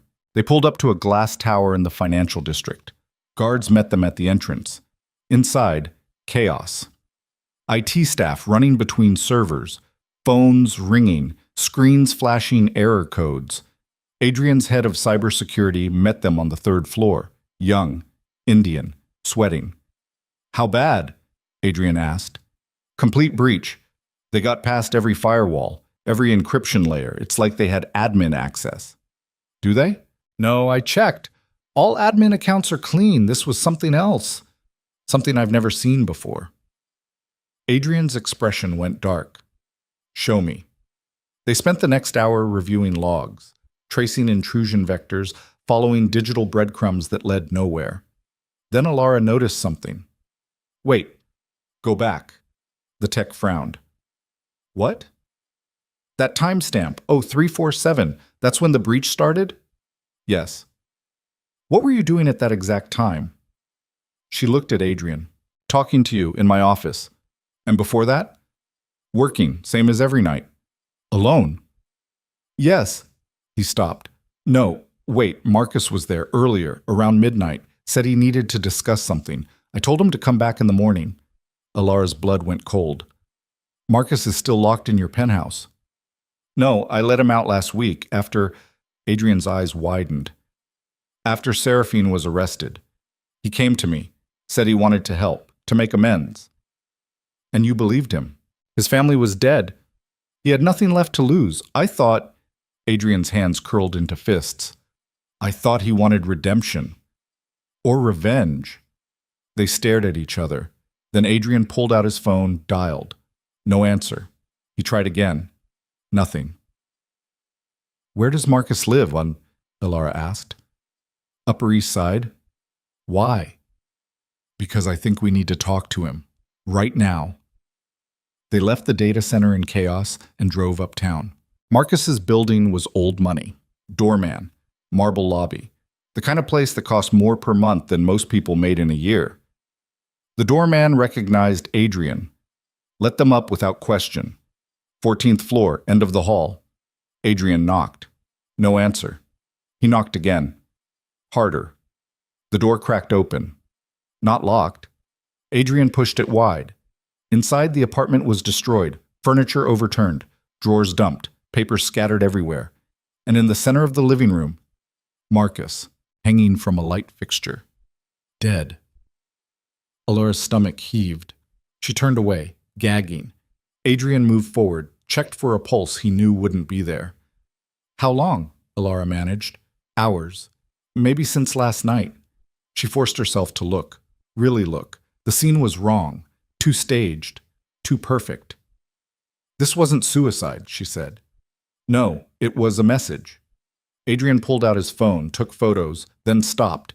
His eyes locked on something. A note, pinned to Marcus's chest. He pulled it free, read it. His face went ashen. What does it say? Alara asked. Adrian handed it to her. The handwriting was elegant, feminine. You took everything from me. Now I take everything from you, one piece at a time, until nothing remains. S. Seraphine. But Seraphine was in federal custody, wasn't she? Adrian was already on the phone. I need confirmation on Seraphine Bellamy's location. Now. He waited. His expression turned to stone. What do you mean she's gone? Alara's heart stopped. When? How long? A pause.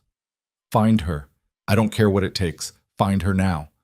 He hung up, looked at Alara. She escaped 3 hours ago, during a transfer between facilities. How is that possible? Money, contacts.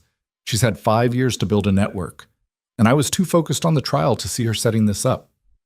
So she kills Marcus, steals your data, and now what? Comes after us? Yes. The word landed heavy.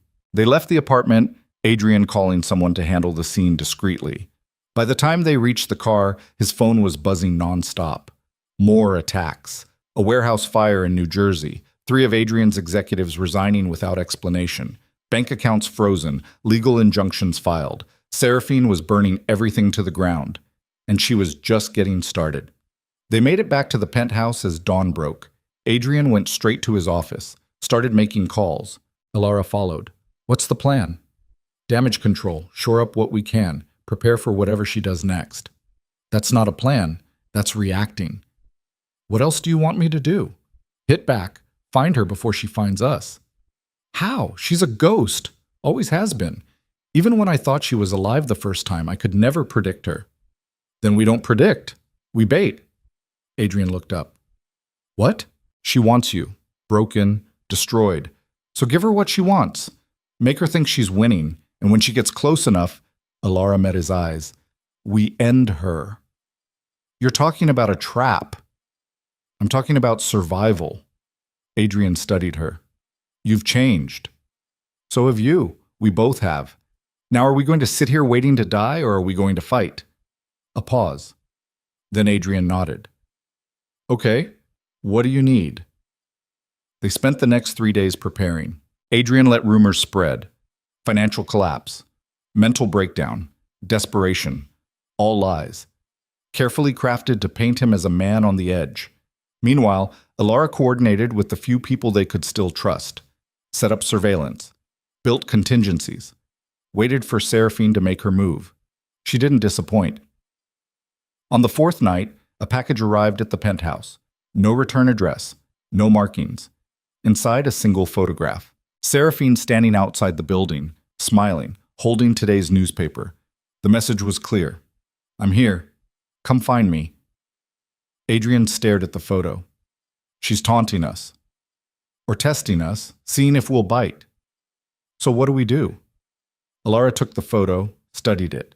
Background details, reflections in windows, shadows. There, she said, pointing. That reflection. It's the cafe across the street, which means she was standing. She turned to the windows. Right there. Yesterday. Watching us. Adrian's jaw clenched. She's getting bold. Or desperate. Maybe your fake collapse is working better than we thought. His phone buzzed. A text from an unknown number. Midnight, Brooklyn Bridge. Come alone. Or I start killing everyone you've ever spoken to. Adrian showed it to Alara. It's a trap, she said. Obviously. So we don't go. We have to. If she's escalating, she'll follow through. People will die. Then we go together, with backup, with a plan. She said alone. She also said you'd sign over your empire. We didn't listen then. Why start now? Adrian almost smiled. Almost. They spent the rest of the day preparing. Weapons, body armor, backup positioned at strategic points. If Seraphine wanted a confrontation, they'd give her one, but on their terms. Midnight approached. Adrian and Alara drove to the bridge in silence.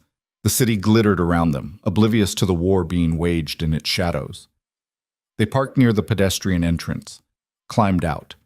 The bridge stretched ahead, empty except for a single figure standing at the midpoint. Seraphine.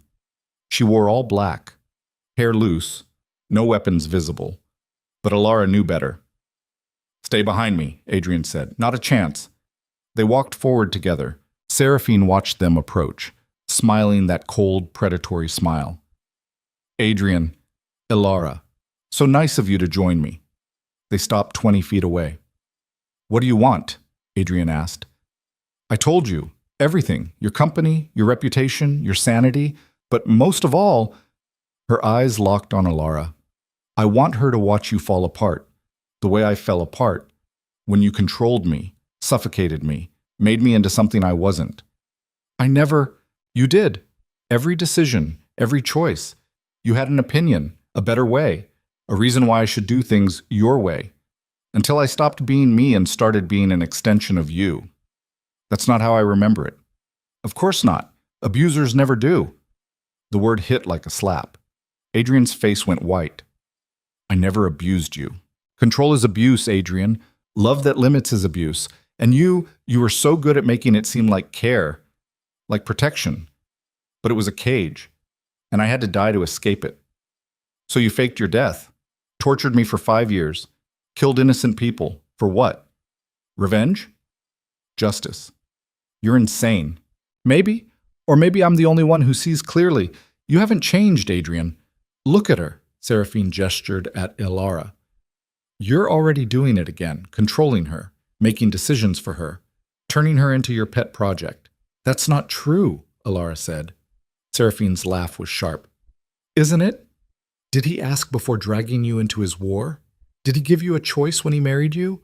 Or did he just take what he wanted and call it protection? Ilara opened her mouth to argue, stopped, because some of it was true.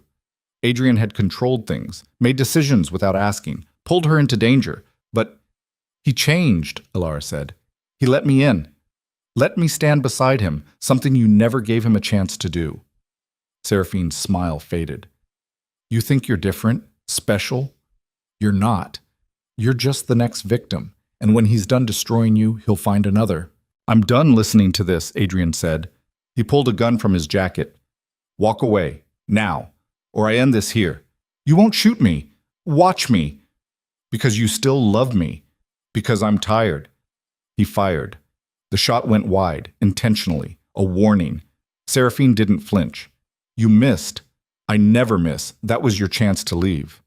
I'm not leaving. Not until you give me what I want. Which is what? My life? Fine. Take it. Adrian dropped the gun, spread his arms. Go ahead. Pull the trigger. End it. Prove you're just another killer hiding behind self-righteous justification. Seraphine pulled out her own weapon, aimed at his chest. Ilara moved without thinking, stepped between them. Get out of the way, Seraphine said. No. I will shoot through you. Then do it. But you'll have to kill me first. They stared at each other. 2 women, both connected to the same broken man, both willing to die for completely different reasons. Why? Seraphine asked. Why protect him? He's just using you. Maybe, or maybe he's healing, and maybe I'm part of that. Either way, I choose to be here. You didn't. You ran, faked your death, built your revenge fantasy. But I stayed. I fought. And I'm not moving. Seraphine's hand trembled. You don't understand what he is. I understand exactly what he is. Flawed, damaged, trying to be better. Just like me. He'll destroy you. Or we'll save each other. The gun wavered. For a moment, Ilara thought Seraphine might lower it. Then headlights flooded the bridge. Multiple vehicles, screeching to stops on both ends. Doors flew open. Armed men poured out. Not police. Not Adrian's people. Something else. Seraphine smiled. Did you really think I'd come alone? Adrian grabbed Ilara, pulled her back. The men advanced. At least 20. Military precision. Who are they? Ilara whispered. Mercenaries. Expensive ones. Can we fight them? Not without dying. Seraphine walked forward, confident. Here's what's going to happen. You're going to sign over your company, transfer every asset, give me everything, and in exchange, I let her live. Adrian's grip on Ilara tightened. And if I refuse, then my men open fire, starting with her. 10 rifles swung toward Ilara. Her heart hammered. This was it. The moment everything ended, or began. Adrian stepped forward. Okay. What? Ilara grabbed his arm. No. Okay, he repeated. I'll sign. I'll transfer. Whatever you want. Just let her go. Seraphine's smile widened. Finally. Submission. God, I've waited so long to hear that. She pulled out a tablet, same as Kozlov had used, preloaded with transfer documents. Sign here and here and here.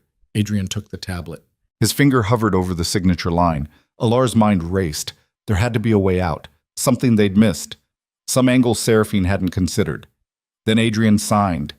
The documents processed, assets transferred, accounts drained, everything Adrian had built, gone. Seraphine checked her phone, confirming the transfers. Her expression shifted to pure triumph. "It's done," she said. "You're finished." "Yes." "How does it feel, losing everything?" Adrian looked at Alara. "I haven't lost everything." Seraphine followed his gaze, laughed. "Her? You think she makes up for an empire?" "No, but she's the only thing that matters." Seraphine's expression twisted. "You're pathetic." "Maybe, but I'm free." He turned to leave, pulling Alara with him. "Wait," Seraphine said. They stopped. "I'm not done." "The contract's fulfilled. You have what you wanted." "No. I want you destroyed completely, and you're still standing, still breathing, still—" Her voice cracked. "Still making me feel things I shouldn't." She raised the gun again, this time aimed at Alara's head. "If I can't have you broken, I'll settle for bleeding." Adrian moved to shield Alara. The gun fired, but the shot came from behind Seraphine. She stumbled. Blood bloomed across her side, turned. Victor stood there, battered, bleeding, very much not dead. "You should have made sure," he said, then collapsed. Chaos erupted. The mercenaries moved. Adrian's backup, hidden in surrounding buildings, opened fire. Adrian grabbed Alara, ran.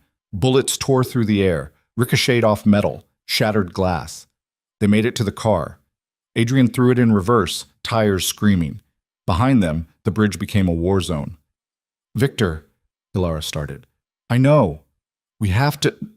We can't. Drive first, survive first, everything else after." They rocketed through Brooklyn. Sirens wailed in the distance. Adrian's phone buzzed. A text from an unknown number. "You think this is over? It's just beginning. I'll take everything, everyone, until you beg me to kill you. S." Alara read it over his shoulder. She survived. She always does. "What now?" Adrian's hands gripped the wheel. "Now we disappear." "What?" "She has my company, my money, my resources, everything except us. So we vanish, rebuild somewhere she can't find us." "That's running. That's surviving." "No." Alara grabbed his arm. "We've been surviving. It's time to fight." "With what? I have nothing left." "You have me, and I have an idea." She pulled out her phone, made a call. "Who are you calling?" "Someone who hates Seraphine as much as we do." The phone rang twice. Then a voice answered, female, cold. "This is Special Agent Morrison, FBI. Who is this?" Alara took a breath. "My name is Alara Voss, and I have information about Seraphine Bellamy. Everything. Her network. Her crimes. Where she'll be in exactly 3 hours." Silence. Then, "I'm listening." Alara met Adrian's eyes. This was it. The gamble that would either save them or destroy them completely. "Here's what I need in exchange." She started talking, and for the first time since the bridge, since the warehouse, since the wedding, she wasn't following Adrian's lead, she was making her own. 3 hours later, they stood in an abandoned factory in Queens. FBI agents surrounded the building, snipers on roofs, SWAT teams on standby. Special Agent Morrison stood beside Adrian and Alara, bulletproof vest over her suit. "You're sure she'll come?" Morrison asked. "She will," Alara said. "I sent her Adrian's location, told her he was alone, broken, ready to end it." "And if you're wrong?" "Then we wasted your time, but I'm not wrong." Adrian looked at her. "How can you be sure?" "Because I know what she wants. It's not money, not your company. She wants you to suffer, and suffering requires an audience." As if on cue, headlights appeared. A single car. Black. Expensive. It parked outside the factory. Seraphine stepped out. Alone. She walked toward the entrance, confident, unaware of the trap closing around her. Morrison lifted her radio. "All units, stand by." Seraphine entered the factory, saw Adrian standing in the center under a single light, smiled. "You actually came. Alone. Unarmed. Have you finally accepted?" The lights flooded on. FBI agents poured in from every entrance. Seraphine Bellamy, you're under arrest for... She ran, fast, practiced, made it 10 feet before a taser dropped her. She hit the concrete, convulsing. Agents swarmed, cuffed her, hauled her up. She struggled, screamed, "This isn't over! Adrian, do you hear me? This isn't..." They dragged her out. Morrison turned to Adrian and Alara. "We'll need statements, full depositions, everything you know about her operation." "You'll have it," Alara said. Morrison nodded, left to coordinate the arrest. Alone, Adrian and Alara stood in the empty factory. "It's really over," he said. "The Seraphine part." "Yeah." "And the rest?" Alara turned to face him. "That depends." "On what?" "On whether you meant what you said on the bridge, about me being the only thing that matters." Adrian's expression softened. "I meant it. Even though you have nothing left? No empire, no money, no power.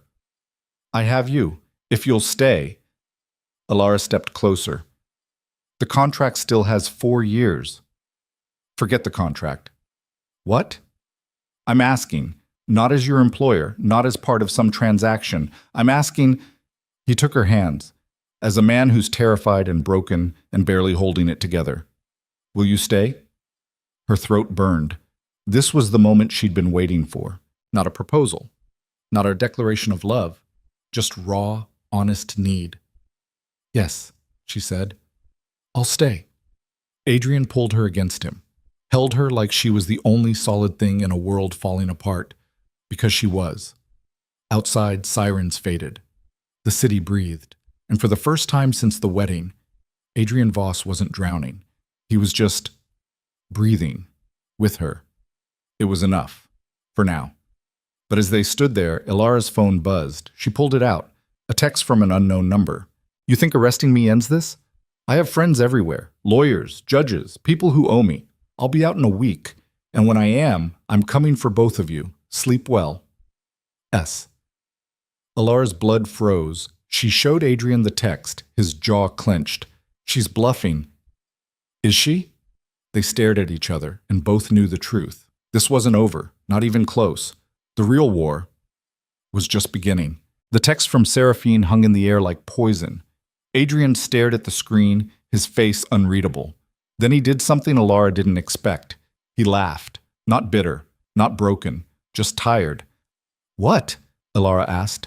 "She thinks she still has power, even now, even in custody." "Maybe she does. She said she has lawyers, judges. She has nothing." Adrian pocketed her phone. "And I'm done being afraid of ghosts." "This isn't a ghost. This is a woman who's tried to kill us multiple times. And failed, every time."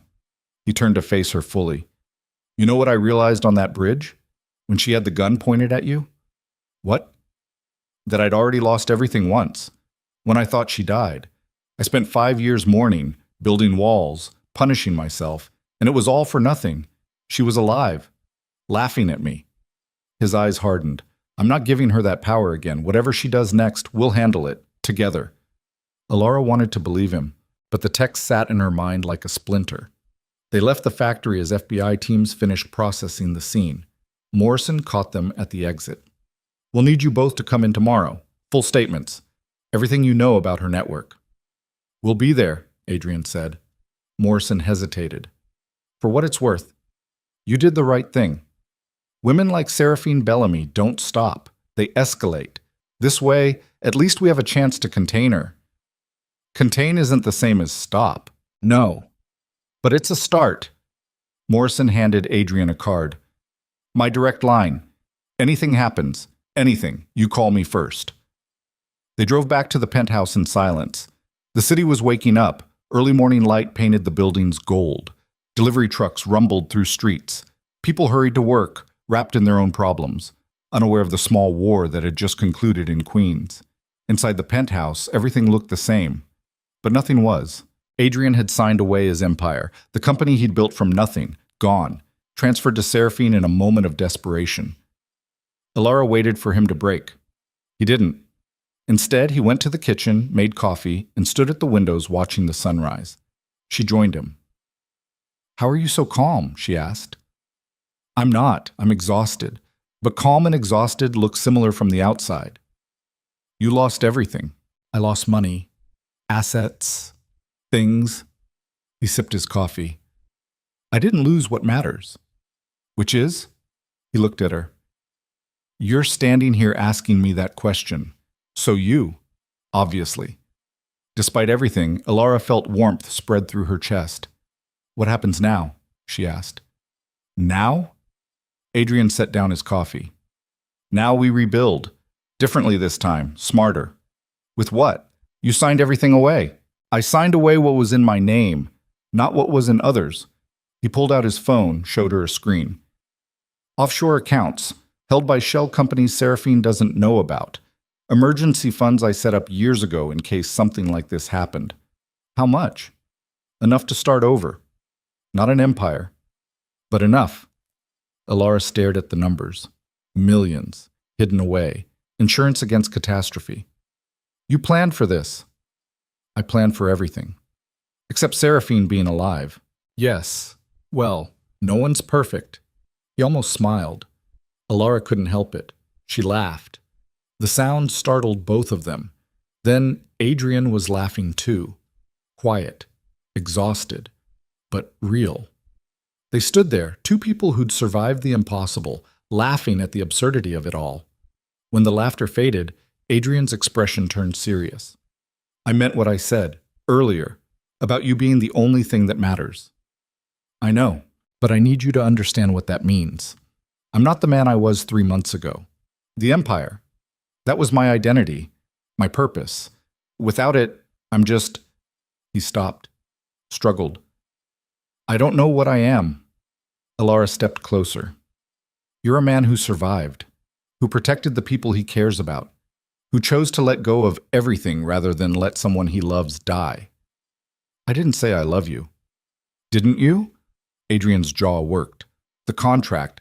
Forget the contract. Says we have 4 more years. Adrian, what if I want longer than that? Her breath caught. He'd asked this before, on the terrace, but this time felt different, heavier, real.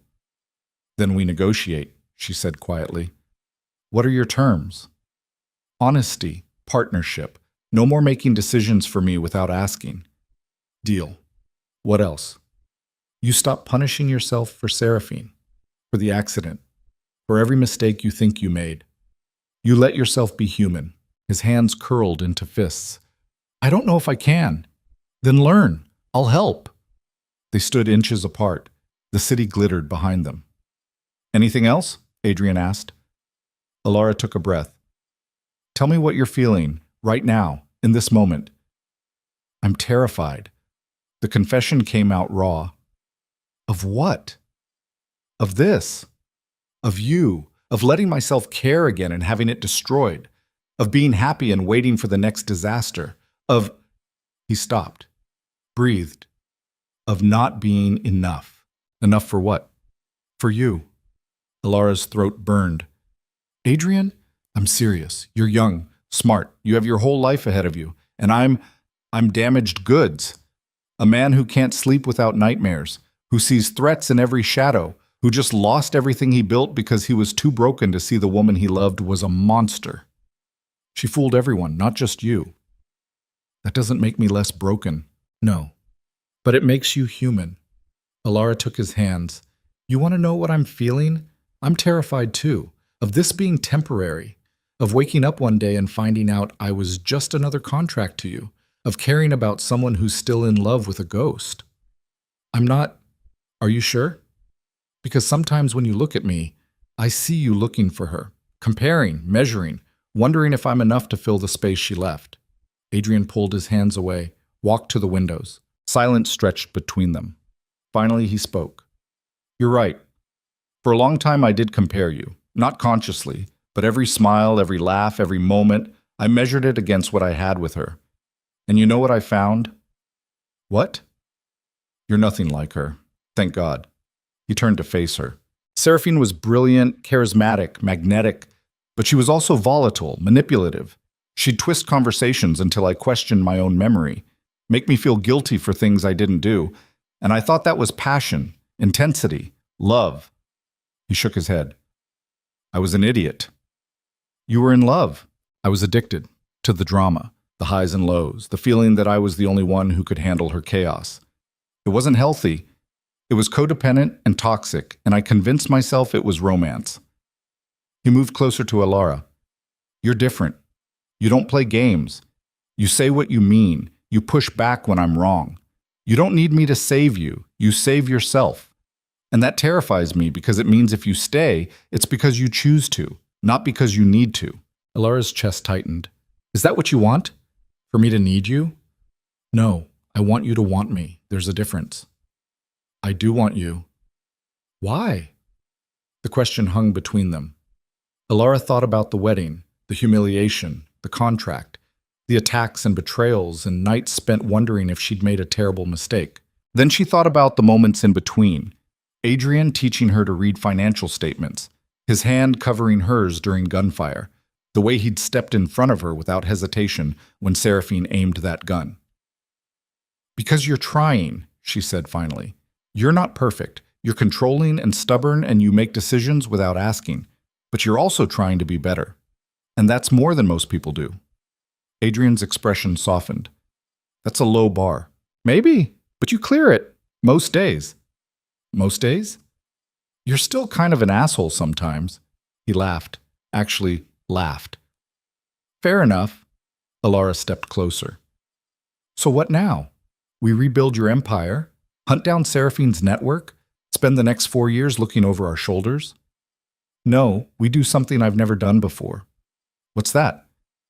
We rest, we heal, we figure out who we are when we're not fighting for survival. And then? Then we decide what comes next. Together. Alara looked at him. Really looked. The man who'd stood at the altar 3 months ago had been carved from ice. Untouchable. Unreachable. This man was different, still damaged, still haunted, but human. Okay, she said. Okay? Let's try it. The resting, the healing, all of it. Adrian pulled her close, held her, not desperately, not like she might disappear, just held her. And for the first time since the wedding, Alara felt like she was exactly where she was supposed to be. The next 3 weeks were strange. No attacks, no crises, no midnight emergencies, just quiet. Adrian met with lawyers, worked with the FBI, built his case against Seraphine. Alara helped where she could, gave statements, provided details about Marcus, about the warehouse, about everything they'd survived. And slowly, the pieces fell into place. Seraphine's network was larger than anyone had suspected. Dozens of people on her payroll, judges, lawyers, even a few FBI agents. But Morrison was thorough, relentless.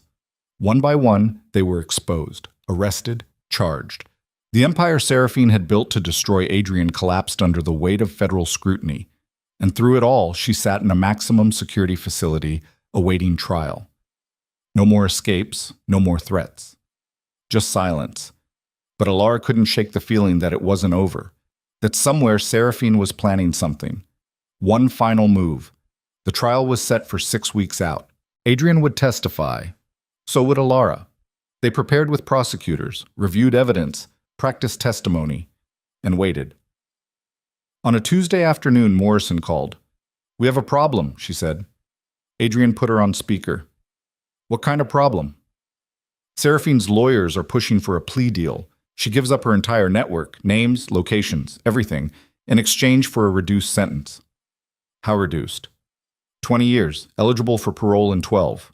Alara's stomach dropped. That's nothing. It's something, and with her cooperation we can take down operations across 3 continents. Save lives, stop trafficking rings and money laundering schemes we didn't even know existed. And if we refuse the deal? Then we go to trial, which could take years, and there's no guarantee we win. Her lawyers are good. They'll argue coercion, mental illness, self-defense for some of the attacks. It'll be messy. Adrian's jaw clenched. What do you recommend? Personally, take the deal. Get her off the streets. Make sure she can never hurt anyone again. But she could get out in 12 years. Yes, or she could die in prison, or spend the rest of her life in a 6x8 cell thinking about what she lost. Sometimes living is the worst punishment. Adrian looked at Alara. She knew what he was asking. Could she live with it?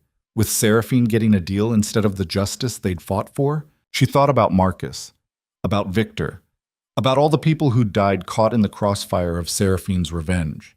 Then she thought about the alternative, years of trials, appeals, endless testimony, reliving the trauma over and over while Seraphine sat smiling in a courtroom. Take the deal, Ilara said. Adrian's eyes widened. Are you sure? No, but I'm tired, and I want this to be over. Really over. He turned back to the phone. Do it, but I want conditions. Name them. Maximum security, no conjugal visits, no interviews, no book deals. She disappears into the system and never gets to tell her side of the story. I'll see what I can do. Morrison hung up. Adrian stared at the phone. That's it then, he said quietly. She wins. No, we survive. That's different. Is it? Ilara took his hand. Yes, because she'll spend the next 12 years, probably more, in a cell, and we'll spend them building a life. Which one of us really won? Adrian's grip tightened. When did you get so wise? When I married a man who taught me that surviving is its own kind of victory. He pulled her close, and they stood there holding each other as the sun set over Manhattan. The deal was finalized 2 weeks later. Seraphine pled guilty to conspiracy, attempted murder, fraud, and a dozen other charges. In exchange, she gave up her network, every name, every location, every dirty secret. The FBI made 83 arrests in the following month, and Seraphine was transferred to a federal facility in Colorado. Remote. Isolated.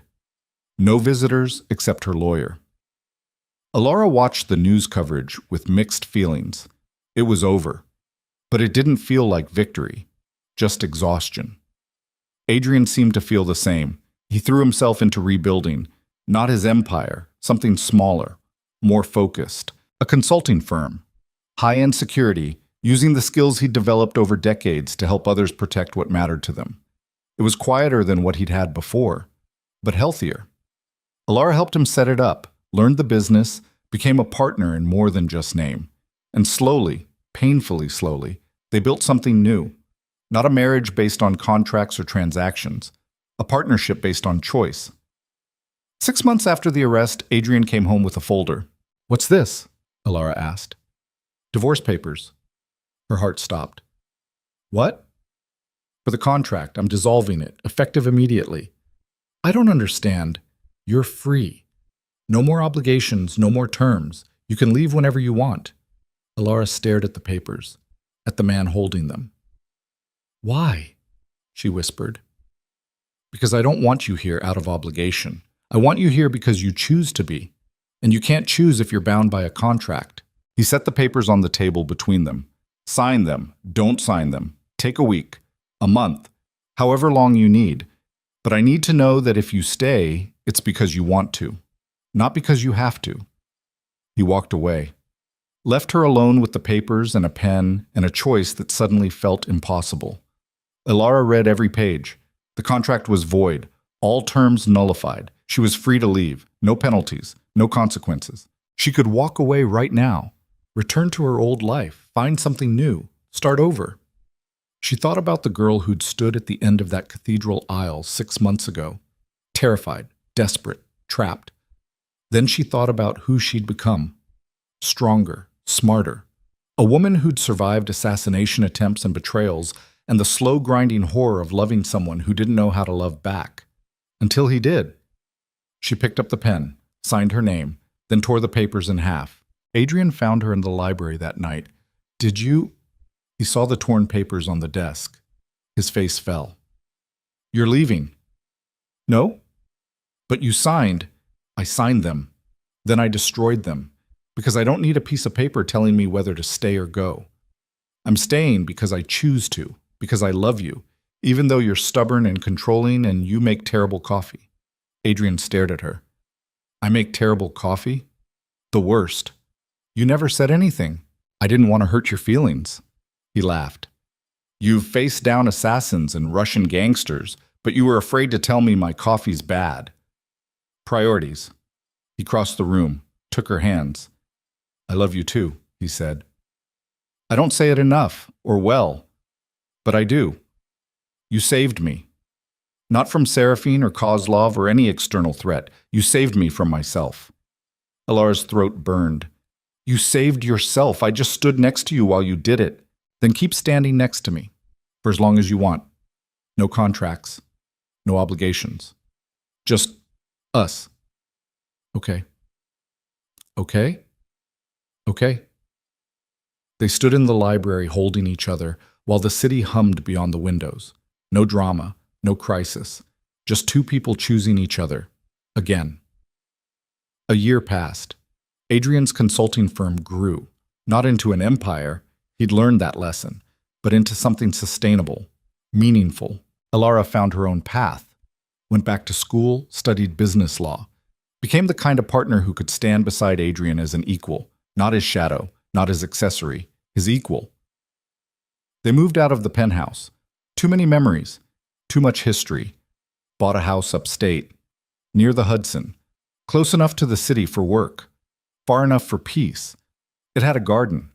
Alara spent hours there, planting, pruning, creating something beautiful from dirt and seeds and patience. Adrian would find her there sometimes, hands in the soil, sun on her face, and he'd realize how close he'd come to losing this. All of it, because he'd been too afraid to feel. One evening in late autumn, they sat on the porch watching the sun set over the river. "Do you ever think about her?" Alara asked. She didn't have to specify who. "Sometimes," Adrian admitted. "Not as much as I used to. Mostly, I just feel tired when I do." Tired? Of being angry, of carrying around all that rage and betrayal. It's exhausting. "Have you forgiven her?" "No, but I've forgiven myself for loving her, for not seeing what she was. For all of it." Alara leaned against him. "That's growth. Or therapy. Hard to tell the difference sometimes." She smiled. They sat in comfortable silence. Then Adrian said, "Marry me." Alara sat up. "What?" "Marry me. Again. For real this time. No contracts, no transactions. Just you and me choosing each other. We're already married." "That was business." "This would be different." "How?" "This time when I kiss you at the altar, I'll mean it." Alara's chest tightened. She thought about the first wedding, the humiliation, the fear, the moment her life had been sold out from under her. Then she thought about now, about choosing to stay, about love earned instead of bought. "Okay," she said. "Okay. Yes. I'll marry you. Again. For real this time." Adrian pulled a ring from his pocket. Not the one from the contract wedding. That had been his grandmother's. Expensive, historical, meaningless. This one was simple. A single stone. Nothing ostentatious, but chosen by him. For her. He slid it onto her finger. "I love you," he said. "I should have said it at the first wedding, but I was too broken, too afraid, too convinced that love was the same as loss. And now I know better. Love is risk. But it's also the only thing worth having." Alara kissed him. Not the obligation kiss from the cathedral, not performance, real, deep, a promise made and kept. When they pulled apart, the sun had set. Stars were beginning to appear. "When?" Alara asked. "When what?" "When do you want to do this, the wedding?" Adrian thought about it.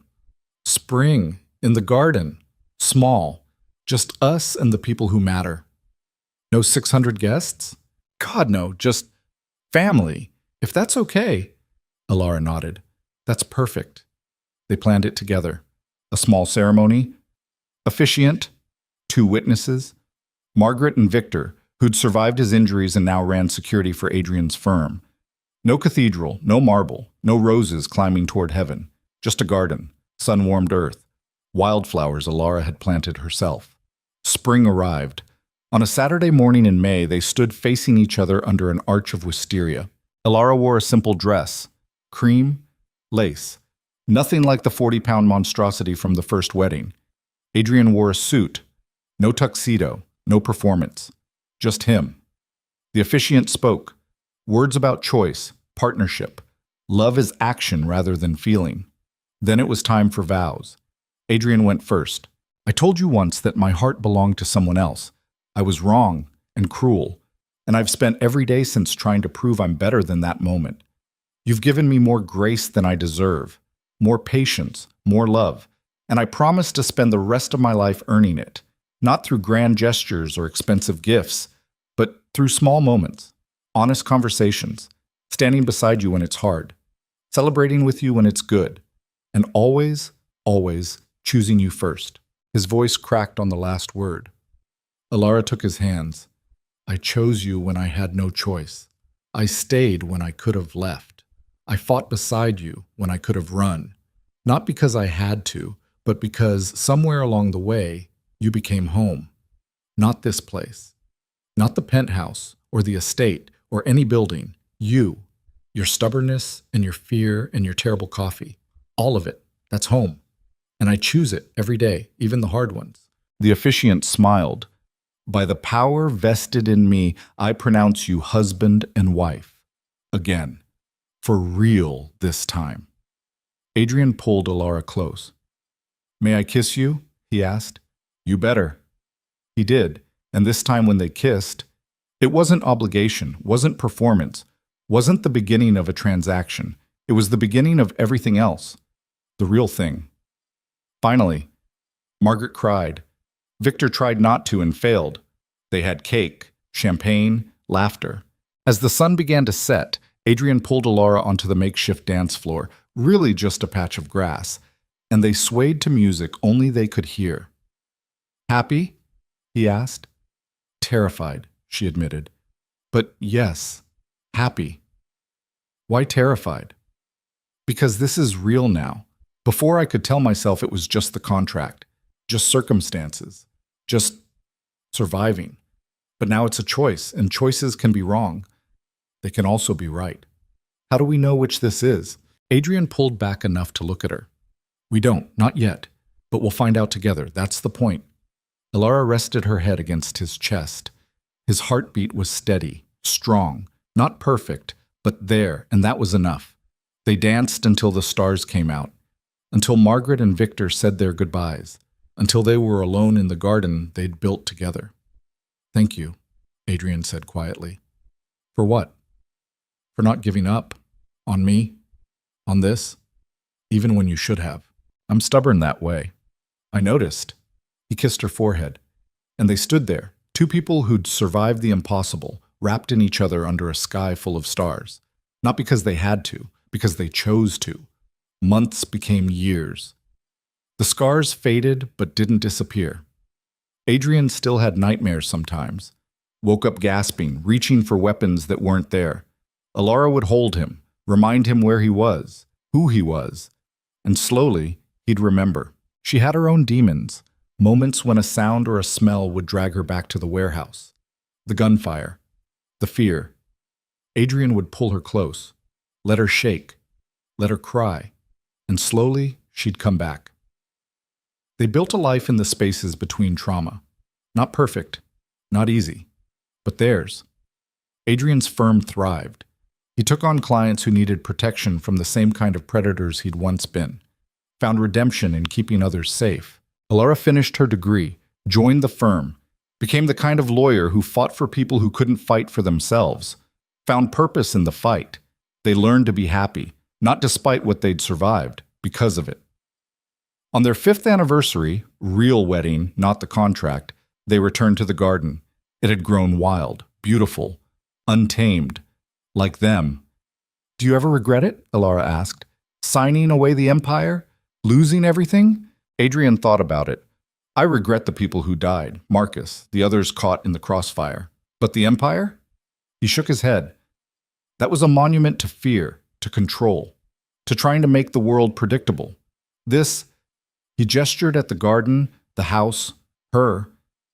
This is better. Even though it's messy? Especially because it's messy. Perfect things are fragile. Messy things survive. Alara smiled. When did you become a philosopher? When I married someone smarter than me. Took you long enough to notice. He laughed. They sat in the garden as the sun set, not talking, just being. And for the first time in his life, Adrian Voss wasn't planning the next move, wasn't calculating risks, wasn't building walls. He was just here, present, alive, with the woman who dragged him back from the edge, not by saving him, but by refusing to let him disappear. Years later, when people asked about their story, they gave different versions. Adrian would say it was a business arrangement that became something more. Alara would say it was survival that became choice. Both were true. Both were incomplete. The real story was simpler and more complicated. Two broken people found each other at their worst, and instead of destroying each other, they chose to heal. Together. Not perfectly, not easily, but thoroughly. Completely. And in the end, that was enough. More than enough. It was everything. The garden grew wild over the years. Adrian stopped trying to control it. Let it become what it wanted to be. Alara planted new things each spring, watched them grow. Some thrived, some died. She learned to let go of the ones that didn't make it, to celebrate the ones that did. On a warm evening in September, 10 years after the contract wedding, 5 years after the real one, they sat on the porch watching fireflies. "Do you ever think about Seraphine?" Alara asked. Adrian hadn't in months. "Not really. Why?" "I got a letter today from her lawyer. She's up for parole next year." Adrian went still. And I don't know how to feel about it. Part of me hopes she rots in there. Part of me just doesn't care anymore. What does your gut say? Alara thought about it. That she's not my problem. Not anymore. Whatever happens with the parole board, that's on them. I'm done letting her take up space in my head. Adrian pulled her close. Good. Me too. They sat in silence. Then Alara said, "I'm pregnant." The words hung in the air. Adrian's entire body went rigid. "What?" "I'm pregnant. 8 weeks. I found out this morning." He pulled back to look at her. Do you want? "Yes, I want this, if you do."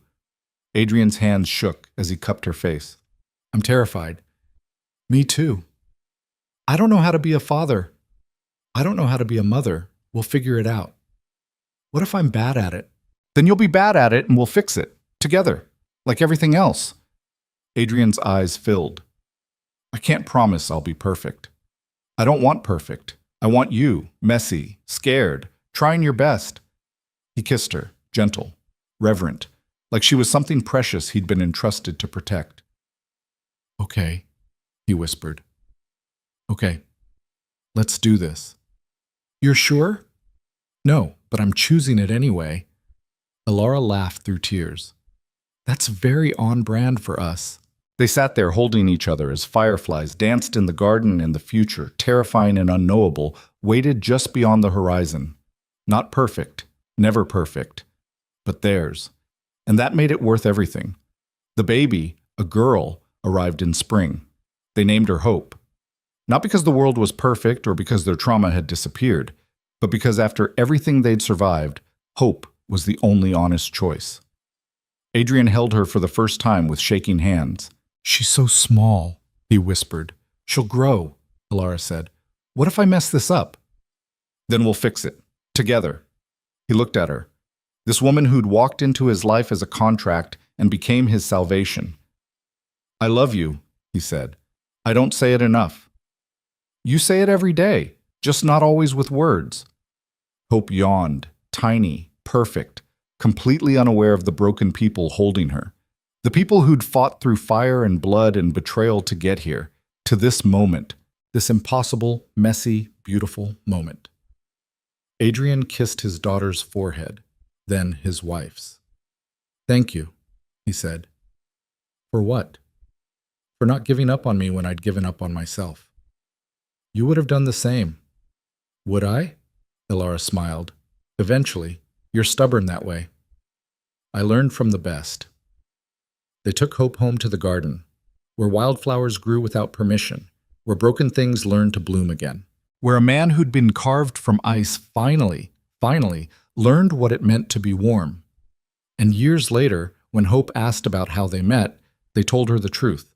Not the fairy tale version, the real one, about a wedding that ended in humiliation, about survival that turned into choice, about two people who had every reason to destroy each other, and chose to save each other instead. It wasn't a perfect story, but it was theirs. And in the end, that was the only thing that mattered. Not perfection, not fairness, not easy, just theirs. Completely, irrevocably theirs.